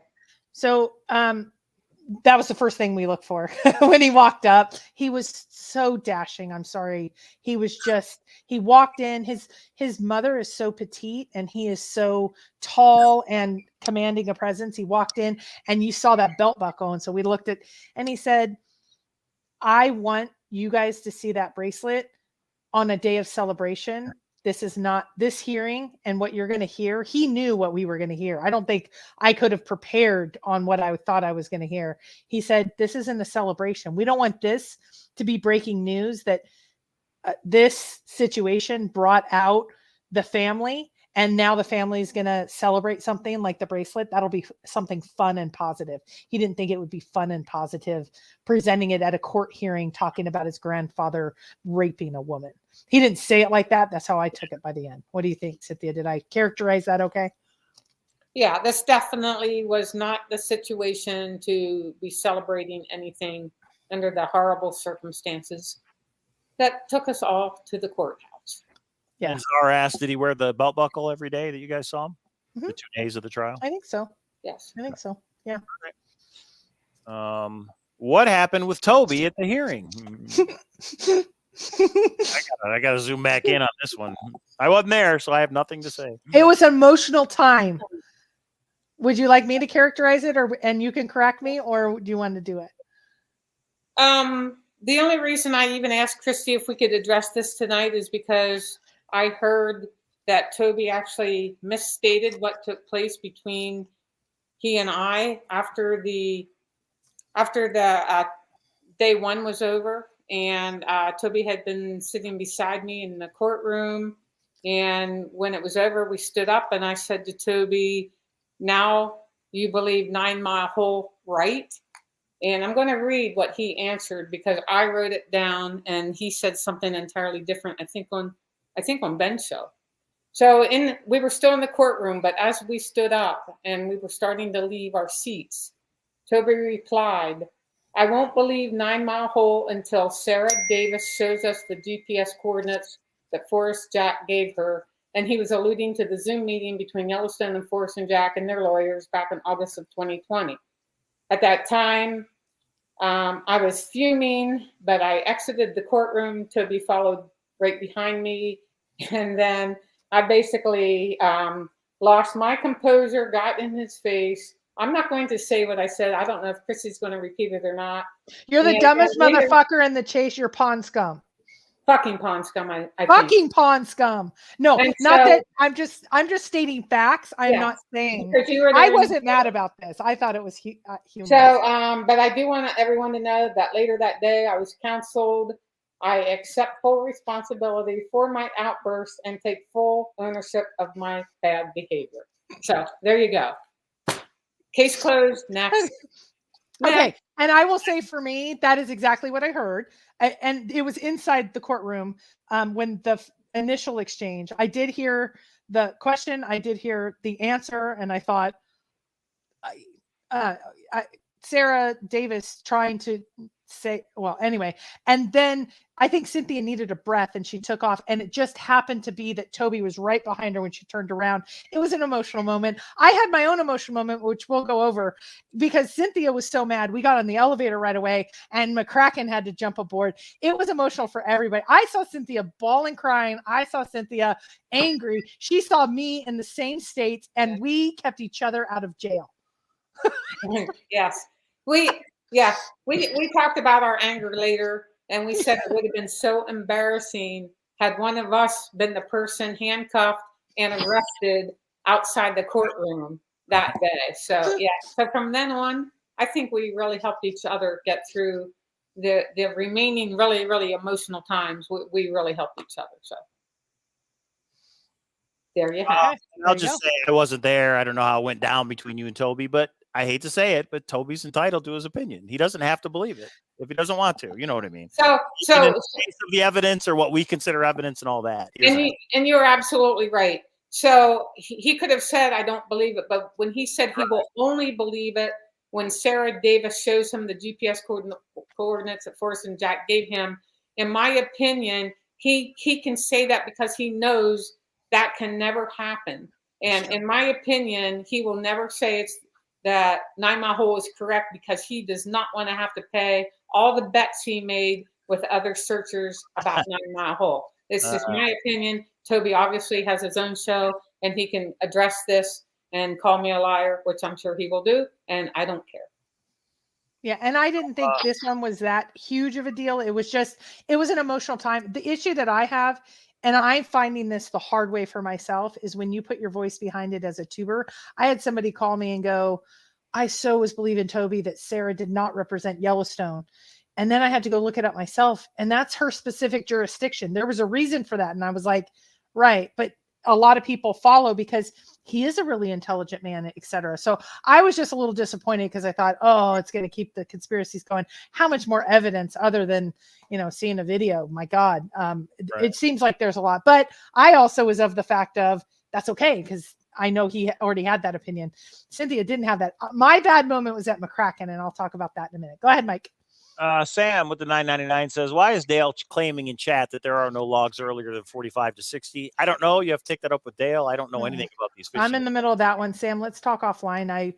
I find it confusing too. Maybe there was a wording issue. You guys know, we were all in that together. So let's talk it out. Let's see what happened. Cause I'm confused as well, but I know that, Dale has been the most forthright person and kind person, to me. So, there we go. Yep. Watto Man, for both of you, is there any indication what the family may do for the searchers as was indicated before the trial? I had the impression the full solve or the video of F explaining it might be released. Any info on that? When they said they do right by searchers or something like that? I think Shiloh's going to write a book. He said it, and I think he will have to wait until any of the legal stuff, but,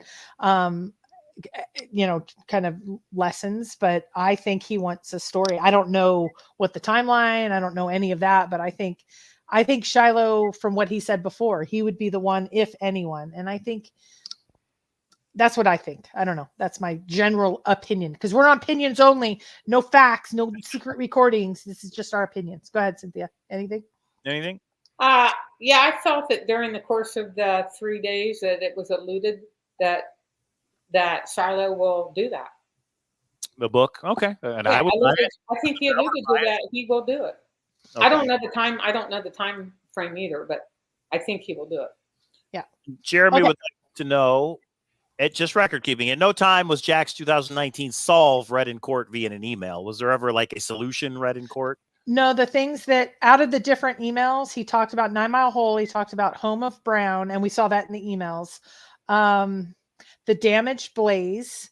I think those are the only ones. So like maybe 2 of the clues, not all of them. Is that how you remember it? Yes. All right. Let's Okay. get back to it. Will you further discuss when you lost your temper in the elevator and why? This is the K-Pro. K-Pro lost your temper? No. Come on. Yeah. So I was so disheveled because I was trying to get Cynthia out of the courthouse before she was arrested. And so we got in the elevator and we were on the 3rd floor. We take the stairs. We always take the stairs with this woman. She's a workout beast. So we get in the elevator and it's 3 per.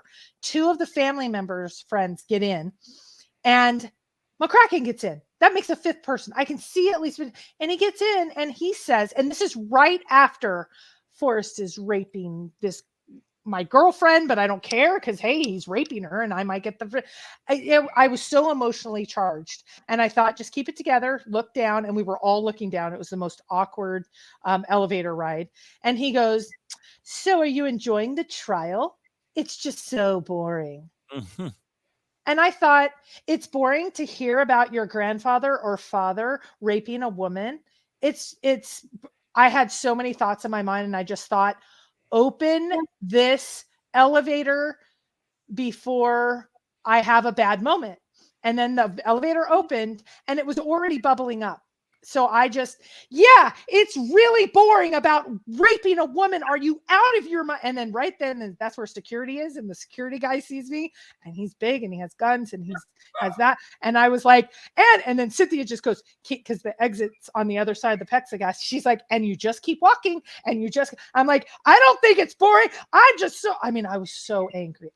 It popped. And I'm like, I thought I'm going to turn around. And she's like, oh no. And she saw me start to, and she's like, and here's the door. And we're out the door. And I'm like, I'm so mad. And it was my moment that she had the moment this is where I don't think she was actually that mad at Toby. I think she was that emotional about what just transpired. And we just went like this. And I think that was me. I just happened to do it at the most horrible human being that says Forrest is raping a girlfriend, but that's okay because he'll give me the chest so she can rape my girlfriend. Ugh. And, are you enjoying the trial? Ugh. Okay, so there's my moment. And Cynthia saved me from being arrested. Mike, should we tell you you're muted or should we wait? All right, yeah, you should tell me. Ryan Bavetta says, did Jack end up meeting Forrest in August of 2019? Is there any indication? I know he said, I'll be in Albuquerque and I want to meet you. Or did he meet at any time with Forrest? I don't believe so for a variety of reasons, but one being Forrest said he never met him. There was no additional emails that said he met him. And some others have some information that they can share that goes into why they don't think he met him. I think he was saying he was going to a conference, but then when he didn't meet up. What do you think, Cynthia? Yeah, I'm pretty sure that they did not meet before he took the chest to Santa Fe. Yeah. Right. Okay. Yeah. Next slide. All right. Okay, we only have like 3 or 4 more of these. Did F know Jack found it in 2019? There's no concrete evidence, in my opinion, that Forrest knew. Did Forrest start doing a huge scrapbook dump the month after when I think Jack found it? Yes. Was there some indications that are circumstantial and odd? Yes. Like that email that he talks about the broken blaze. But gosh, I think he got so many emails.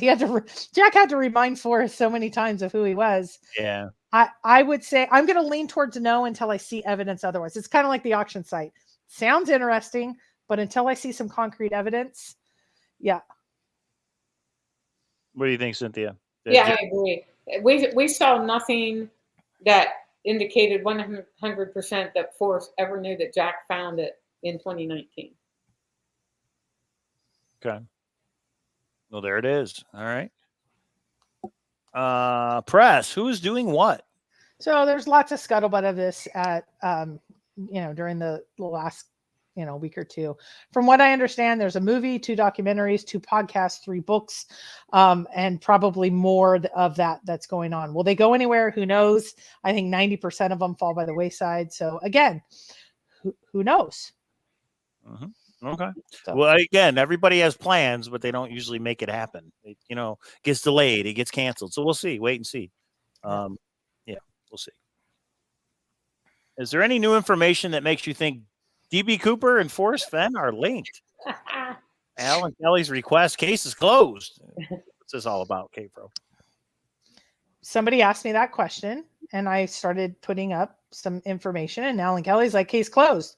He would be the one person I would want to make sure has information. But yeah, is there some updates? Yeah, but let's move on because Alan Kelly said so. And I'm selling my Ha Ha Ha book, and it's over for me. I'm not in this conspiracy. I need to check out. This is not Hotel California for me anymore. Yeah. Okay. Oh my God. Is there an update on the treasure chest sale? Anybody? Guess that's a no. Anybody? Is there an update on the treasure chest sale? Yes. What's the update? Just that all the pieces are back to Heritage, so everything is there. It's ready to.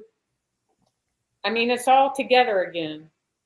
So it was separated, I'm assuming, for appraisal, or Yeah. and now it's all back together. So it's been appraised, in other words. Yes, it's all back together now. Okay, so Heritage Auctions in Dallas has the treasure chest, and we're assuming that means it's ready to go for sale, whether it's auction or private or whatever. Is that what we're thinking? That's what I'm thinking. All right. Okay. That's what I'm thinking too. Well, and when that happens, Doug says, K-Pro, go buy it. And when that happens, we will go done. live. I'm done at this point. I mean, I'm not even up for staying next week in the community. And there's so many wonderful, positive, awesome people, but there's enough that it affects me. And so I'm going to go into my little hiding, and I'm ready to. And this was hard the last couple of weeks. So yeah. Mm-hmm. Okay. Did you ask Dale about the fishing logs and how Jack got them? Yeah, and we already went over this just in case that section wasn't, I didn't know what we were going to do. The same email. So let's go to the next 2 slides. Yeah. Next one. Okay, same thing. I just wanted to show it for people that'll watch this later. Okay, go. But how did Jack get the fish? Did I miss how Jack got the fishing logs, or do we not know how we got them back in 2018? So in Temple, there is a newspaper. And you think Jack went there and looked all that up? Yes, and got I it. do. Oh, okay, got it. So he didn't get it from Dale. He went to Temple and got the newspaper articles. Gotcha. Dustin White, come over to the Incredible Hunt. We'll take you in. That's exactly because there's that little print on the thing that you guys did. I saw that, and that one looks fun. Oh, don't do that, Mike. What are you doing? It's okay. Sorry, I've got permission. No, you didn't. Yeah, I did. Okay, but that'll be Thursday show. Tune in Thursday for a $60,000 treasure hunt. Expect you to get involved. Cynthia. Okay, so several have said to me, why are you seriously considering 9 Mile Hole? So I want to take a step back where we were a year ago or almost 2 years ago now. I don't believe Rudy's log only. I don't believe these court documents only. I don't believe Zoe's deposition only. I don't believe Jack moving to Puerto Rico makes him the finder. I don't only believe the pictures of Forrest and Jack. I don't only believe Dan Barbarisi inventorying the chest. I don't only believe the Condor database. That one was huge. I don't only believe Shiloh's confirmation on that Medium article. I don't only believe of the Yellowstone intervening. And I can go on and on and on and on. Holistically right now, what Jack and Forrest said seems to have a plausible Occam's razor final explanation that seems to be 9 Mile Hole. The only way for me that it's not 9 Mile Hole is all of those emails were just doctored. The Reddit database was doctored, and we're talking for the last 5 years, has been docked 4 or 5 years. Shannon, where she got an email from Jack, that was some huge conspiracy. Jack emailing and slipping up a little bit. All of that, again, Yellowstone would have to be somehow involved in this conspiracy cover-up. I find it less and less feasible as each piece of evidence that never contradicts 9 Mile Hole outside of the solve. I don't like the solve, guys. I don't like 9 Mile Hole. And I don't like that it was in the park because Forrest said what if there is no legal issue? I believe Forrest erred in some ways in not understanding how big this would be and what would happen. But the only reason I seriously believe, Cynthia and I said 2 years ago, we were going different ways. She was going to go with the solve 9 clues. I was going to go with all the other crazy evidence. And both has come up with crazy evidence that seems to me it's the only plausible, unless there's a significant conspiracy with so many people. I don't see how it's possible. Believe it or not, Steve M has admitted that this is great content and information. Thanks, Steve. Okay, that's my right. Am I wrong? Am I right? I'm trying not to use confirmation bias, but at some point, I mean, if someone provides actual proof, scientific evidence that the moon is made of cheese, I'm going to believe the moon is made of cheese. And I don't like it all, but okay, that's. Yeah, what about you, Cynthia? Why do you believe 9 Mile Hole? I can't say or I'll be shot. So There it is. we'll just leave it at that. There it is. Randy Pishel, can the GPS from Sarah the Ranger be FOIA'd? In other words, we know there was a Zoom meeting, but you think it would be redacted? I mean, you could probably FOIA it, and they may confirm there was I tried. I did the FOIA. And I FOIA'd it. And that legal team, I'm glad I'm not a paralegal on that team. That legal team is smarter. Why did they do a Zoom rather than have documents? Because if you FOIA them, you get the documents. I think there was a Zoom and they did it for a reason. I don't know that. But when I FOIA and I talk to the people at Yellowstone, they're like, there's no written evidence we can provide you in a FOIA. That's, Christy, I thought that this came out at one of the hearings. And Toby, it was the thing that didn't have Carl's name on it. And Toby said Carl wasn't there. He doesn't know shit because his name wasn't on the document. Was it that document or something else? No, that document said there was a Zoom, but if there you was try a Zoom meeting, it said exactly when it was. It was between Jack, Forrest, and Tom's name was on it. Carl's the one that wrote it up, but it didn't have his name on it. And that so came out of the deposition. But that came out of the deposition. I did a FOIA of Yellowstone to try to find out what did they talk about in that meeting. And because it was oral and not written, there's nothing to FOIA. There was a meeting. Well, thank you. We already knew that, Captain Obvious. I mean, But there was a meeting where the location was communicated to Yellowstone, and then a week later they went to that place, blah, blah, blah. But okay. All right. I mean, to me, that it was the park ranger, that's why I believe Yellowstone personally. I believe it because of these emails. I believe it because Forrest said, it all adds up to me. I don't like it. Let's be very clear. I don't like 9 Mile Hole as a solution. I don't like that you had to know about Marvin's fishing logs to figure out what the home of Brown was. That's specialized knowledge. Why Forrest said there wasn't any, I don't have an answer for that. Did he straight up lie, or did he think that everybody should know? Everybody should be a fisherman and know that. Or did he think that when you read The Thrill of the Chase, it points you to Yellowstone, and when you do research on Yellowstone, you'll figure that out? I can't answer any of those, but I don't like it, but I do believe that's how it went down. Yeah. So that's just me. All right. Next steps. What's next? Okay, Pro.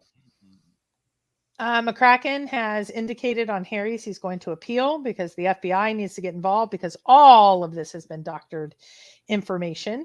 And yeah, so there's that. Next.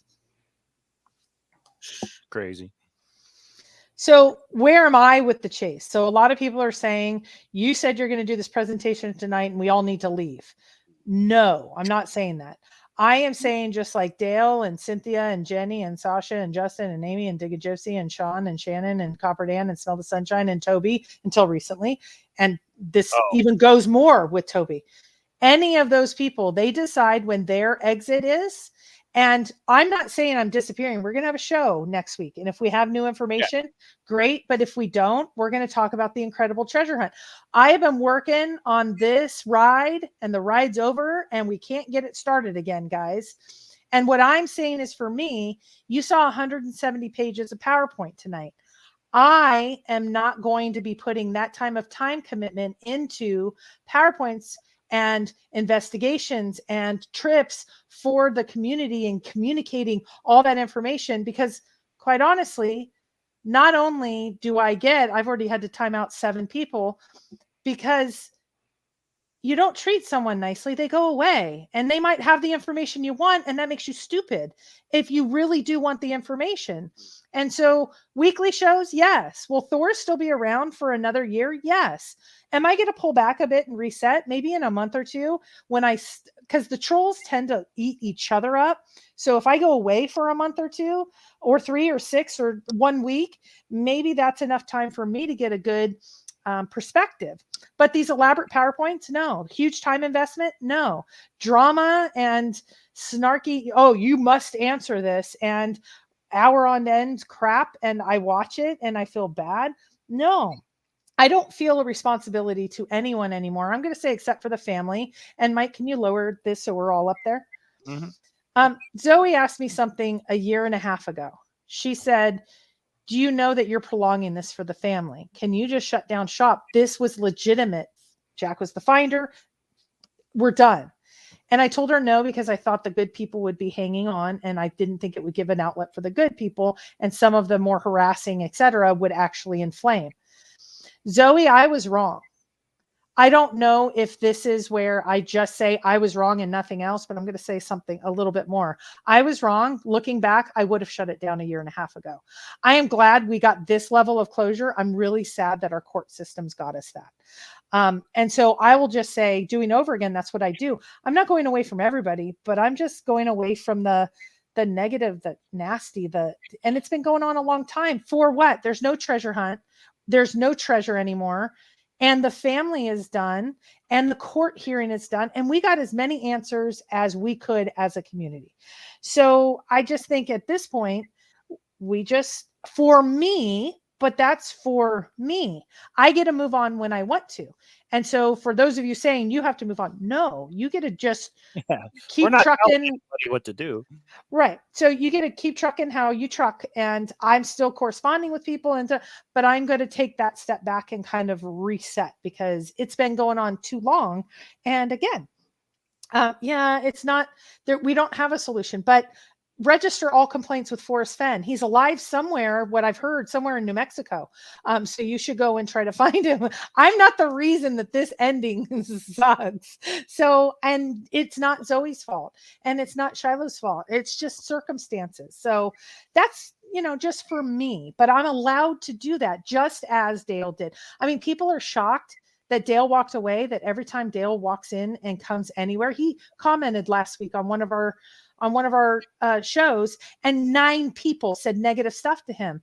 It's like basic human behavior. You have to be really, really dumb to think people want to hang around when people are, and I get it. You're trying to adjust to your own new life and all that. And so they always say, you come home and kick the dog because you love the dog the most. Well, I'm sick of being the dog, guys. So that's just for me. And I shouldn't focus on that as much. I do.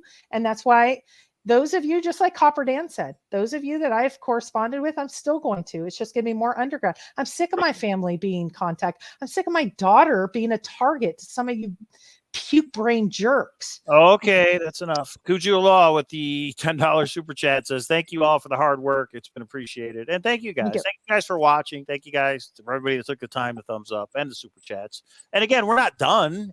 For me, I have one more slide. One more slide. All right. Then I'll give my thoughts at the end. Okay. So I'm going to make my own decisions, but the really big part, because I wanted it to be a little funny, but I accept responsibilities for my actions. I'm accountable for my results, and I take ownership of my mistakes, and I made them. And I apologize to Zoe. There's a few others. I had a friend, and I'm going to say a true friend, not just a search friend. I had a friend that I made in this that told me, you have to take accountability for some of it. And I do, but also it's okay to just kind of take that and use it as a lesson, as next steps. What are you going to, I'm doing it for me. I mean, Mike, when I came home from Santa Fe and an hour later said, I'm heading to Temple, he's like, what? Yeah. And that's where I need to reset. So, and I'm still, again, next week, if something big happens, if Shiloh calls me up and says, I need to do your show because I have some things to say a week, a month, 2 months from now. Yep. Let's go on. So we're still going to be here. I'm just not going to be dedicated at the same level. It's just time for me to, what else are we looking for? Yeah, I want every clue. We'll try, but that's not an every week show. And I've pontificated too long. Go ahead, Cynthia and Cowlazars. Well, we did get a super chat from Packer Jack. This is for Cynthia if you feel like answering. So Jack didn't solve the poem. He hacked it. How does it make you feel? In other words, that he had to grid search it to find it. How does that make you feel? Oh, I will remain my arrogant self. I will remain friends with the Fenn family. I don't care what any of you have to say to me. It's so irrelevant what you all can say to me. Mm-hmm. So that's all I have to say. And there it is, everybody. So I just want to point out that we're not telling you this is what happened. We're showing you the emails between Jack and Forrest. Make your own decision. If you don't believe 9 Mile Hole, don't. It doesn't affect us. We believe it was 9 Mile Hole because of the way things have went down. I don't like it. We're not here saying, yep, that was it. It's a great treasure hunt. It was a horrible ending, but it is what it is. So when there's new information, we'll go live and talk about it just like we always have. If the treasure chest gets sold, if it goes up for auction, if the solve ever comes out from the family in some way, shape, or form, you know what I mean? Those things, yeah, we'll still talk about them. But we don't think there's a reason to do a show every single week anymore. This kind of sums it up. Right. And you guys, I know some people are like, what kind of answer this? You know what? Walk a mile in my shoes and then you might know what I've been through. So maybe sometimes the snark comes from some really crappy things. And here's the thing though, overall, looking back from 2016 to now, so many more positives. There's so many of the Cynthias and the Sams and oh God, I can name a Copper Dan, everybody that comes, so many things that are so positive. But I hate to say you focus on the negative at times, and there's been some pretty harsh negatives. And if there was something else, yes, we want the solve, but am I going to travel for thousands of dollars and get a hard time for taking a $4 super chat? Oh, $100 super. Never mind. Go ahead, Mike. I didn't see that. $100 super wow. chat. Whoa. Yeah, thanks. We appreciate it. We don't even know who that person is, but they say, thank you, Mike and Christy. Peace. And that's it. Go in peace. Wow, that's super nice. Yeah. But now we all have to go in peace. Or not. You don't have to. You want to keep doing shows. You want to keep discussing these emails. Go ahead. It's just me and K-Pro don't feel it necessary to do it. For me, I'm going to transfer over to a different treasure hunt. And I hope Cynthia joins us because the thrill of the chase was a big part of all of our lives. And I want to search for something else. It's not the same. It's not a replacement. It's never going to be the thrill of the chase. It's never going to be $1 million. It's never going to be Forrest Fenn and his stories. But there's over $100,000 out there waiting to be found in these different treasure hunts. Just off the top of my head, Xavier Marks, Beacon Star, The Incredible Hunt, Leverett. There's a bunch of other little ones, but you add them all Utah up. one. Oh, St. George. Cynthia and I, we already plotted for the St. George Bronco. We're going to get the Bronco. Sorry, we're getting the Bronco. I don't know how we're going to like zip it in half or whatever, but we're going to get the Bronco. And we appreciate that, John. You guys don't have to shoot. Yeah. We appreciate it. Just thumbs up. That's all we ask you to do. And Thursdays is still going to be the treasure hunting amusement park. That is the other treasure hunts that are out there. The Incredible Hunt is an awesome one. Me and K-Pro are going to get into that and try and find one of these treasure chests. And yeah, we invite you all to do it with us because we'll be doing shows on Xavier Marks and the Beacon Star and the Incredible Hunt and whatever other ones come down the road. I know a lot of people have thought about doing Chase 2.0 and they're trying to figure out, searchers are trying to figure out how to pay it forward and they're trying to come up with a way that makes sense. And I hope that happens. And when it does, we'll talk about it. So. Packer Jack asks, is there a chest sale update? Cynthia broke this news earlier on this channel because that's what we do. All the pieces are back there at Heritage. Did we say, did you say what the timeline is or anything? No. I did not. That's your job. Oh, what? Or do you? That's Jack's job. Why don't you just guess a month? Oh, if I were to totally guess, I think it could be. If hypothetically speaking, if I were to guess, if it's going to go up for auction, save your pennies and get it ready for August. August. Okay. Hypothetically speaking. Yeah. That sounds about right. Yeah, do you think that's about right, Cynthia? That sounds about right.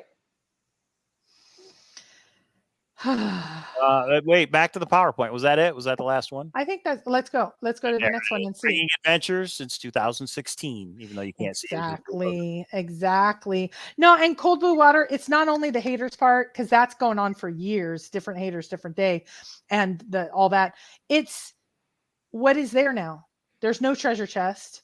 There's now closure for me, 9 Mile Hole. I didn't care about every single clue, even though it'd be really cool to know. I have enough closure that I'm okay. So if we were still in the hunt, sorry, that's when I was recording kids in front of my house, all of that. I was still in it.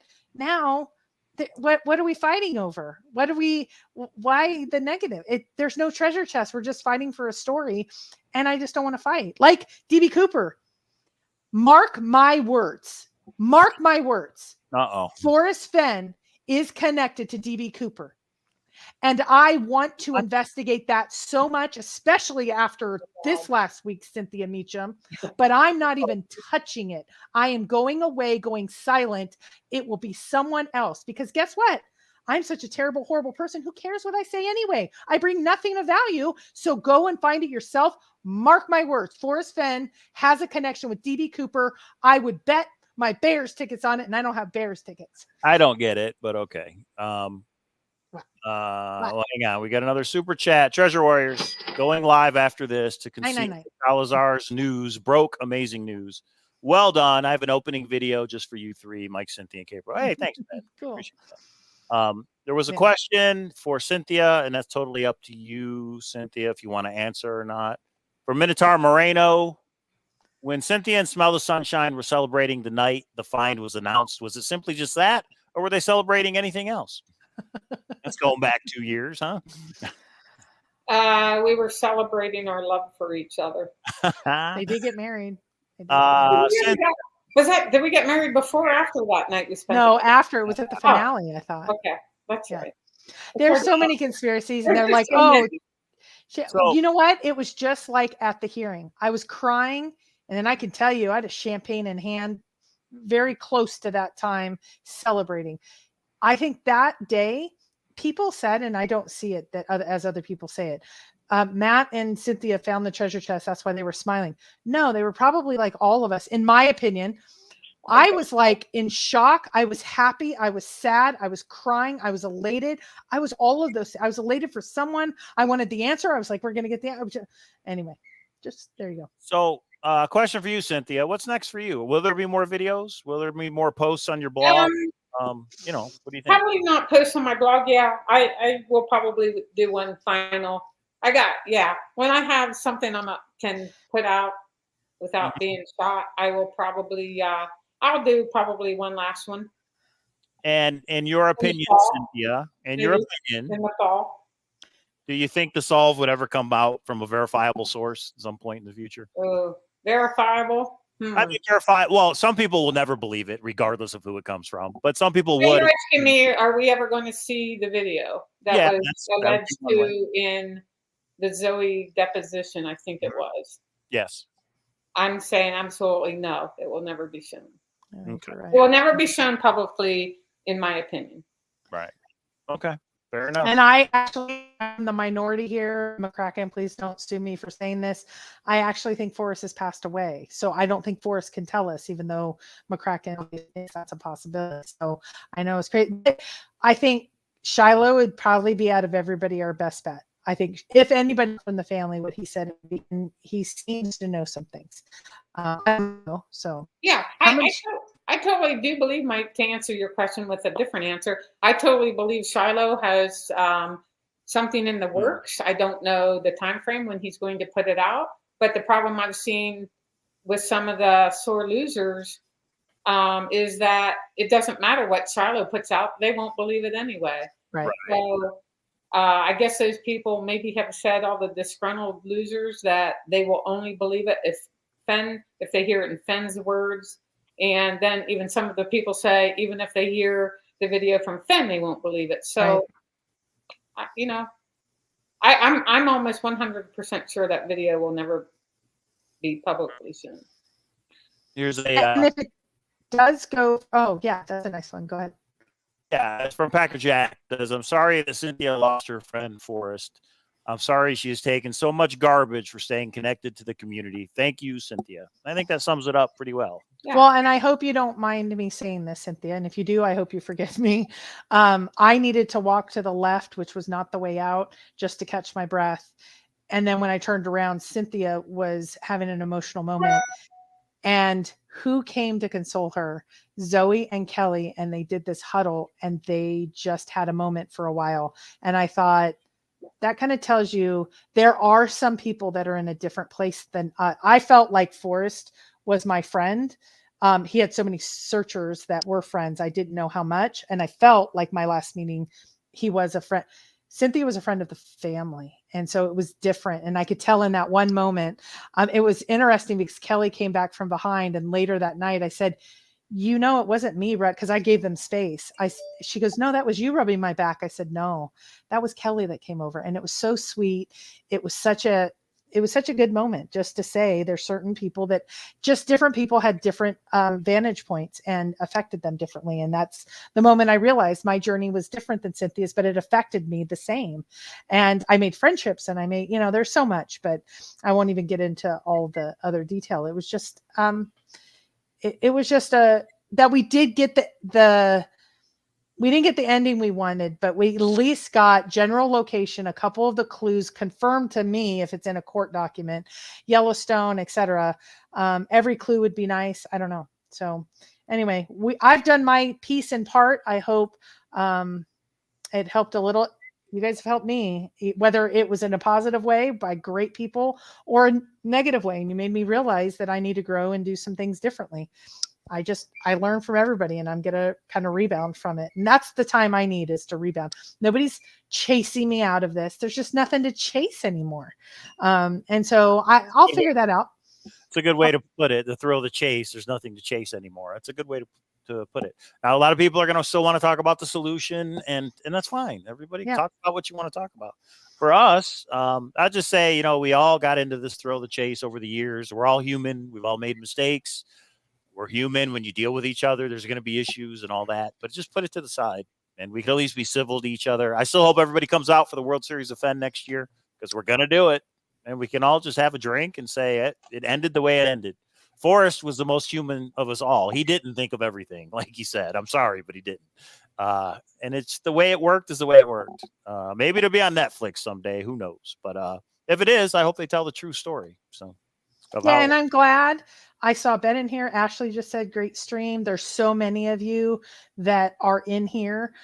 That's what we wanted, is to put so many people back together, just because everybody needed when this kind of came together, that this was happening tonight. It's all, I'm going to use Ben's term, it's all silly sauce on all the things that happened individually, little things, but getting this piece together, I think, is a good one. And yes, some people want to confirm the emails because they don't believe them. Cool. Do that. You want to confirm whatever? Cool. The only thing, and I will ask you one thing, because you guys, most of you know some of my journey in my previous world. There is a woman, we're going to call her Mountain Lion only. She wasn't a part of this chase. She got roped in a very, very negative way. If you do a records request, you're going to be able to see a lot about her and a lot about how terrible things have happened for her.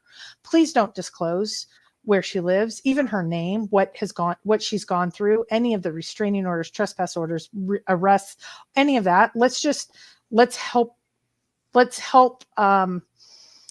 show her that there's not just one, maybe the majority are some really good people. I thought about doing a fundraiser, but I didn't want to have to contact her.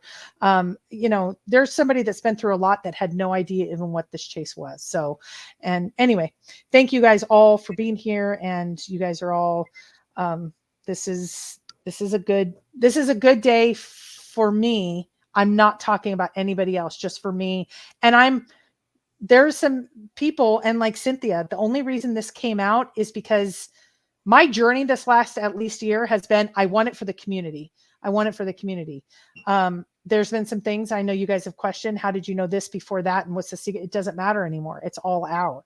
But just know we tried. And I guess it was stupid of me to think if I put it out, they'll just believe it. And I get it. Everybody needs to question because I believed freaking turd GPS. I even forgive you, turd, right now.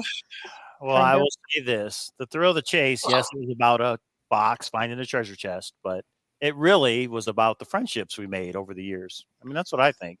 I'm a better person for being involved in the thrill of the chase. I hope everybody can say that for themselves. Everybody's got to make their own decision. But it really is about the friendships that will continue on after the chest was found, because here we all still are. So there it is. Any last words? Okay. Yeah, it's one last word, and then Cynthia can give her the last word. I hurt my shoulder doing this crazy boot camp, crazy thing that and all I have to do is not use my arm. And it's been now 2 months, and I cannot stop using my arm. So this is not a seatbelt. This is me in an arm sling, and I'm supposed to just not use my arm. It's harder, even though it's my left arm. It's harder because I do 100 push-ups every morning and 1,000 sit-ups before Cynthia's even awake. And so that's hard for me not to do my push-ups. So go ahead, Cynthia. All I have to say is, Christy, could you please confirm to the folks that I actually was up in the morning doing my push-ups before you got up? Okay. It's a little bit of a joke because Cynthia literally, it's somewhere between 5 and 6. I don't know. It's called Before the Dawn of Time in my world. And she tries to be so quiet.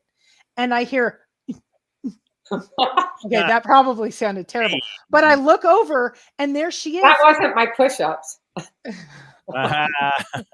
And she's doing push-ups and she's doing sit-ups and she's doing, and it became a running joke because it was like 5:30 and I rolled over, I think on 2 or 3 trips ago to Santa Fe or Yellowstone. And I said, I just finished mine. I'll be up in a minute. And I went back to sleep.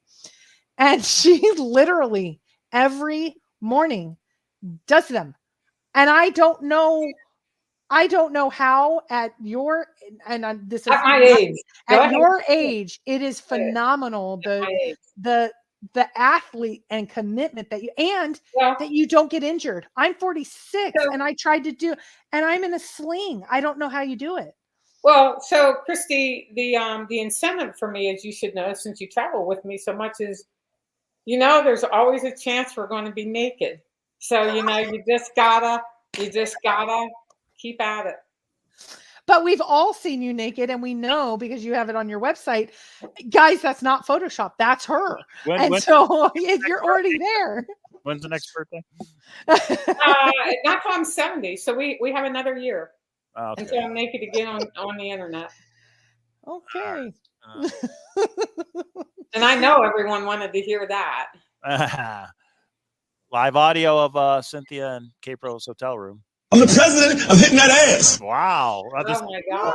Michael Cowling. The soundboard had to make an appearance. And I'll just say that wasn't me.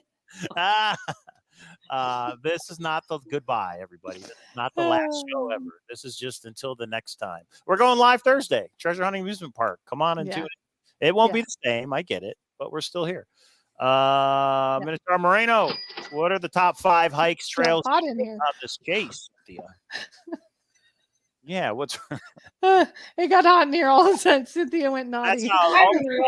All the email me and I'll tell you. I it just seems like it's just so crazy to rehash anything in the past. I never was right.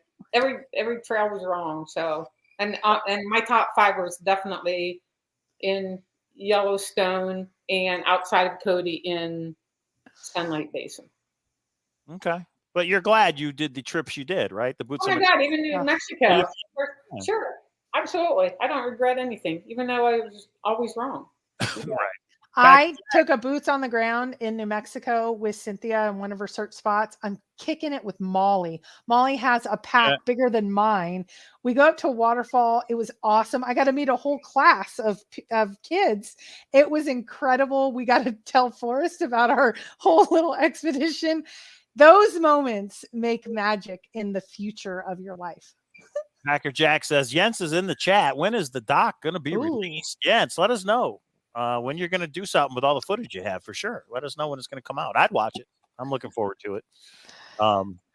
I'm ignoring most of the chat in a good way because you guys are being naughty now that Cynthia opened those floodgates. Wait a second. So I saw Dark asking Yes. about going to the now I don't see it. About going to the adult store? Yeah.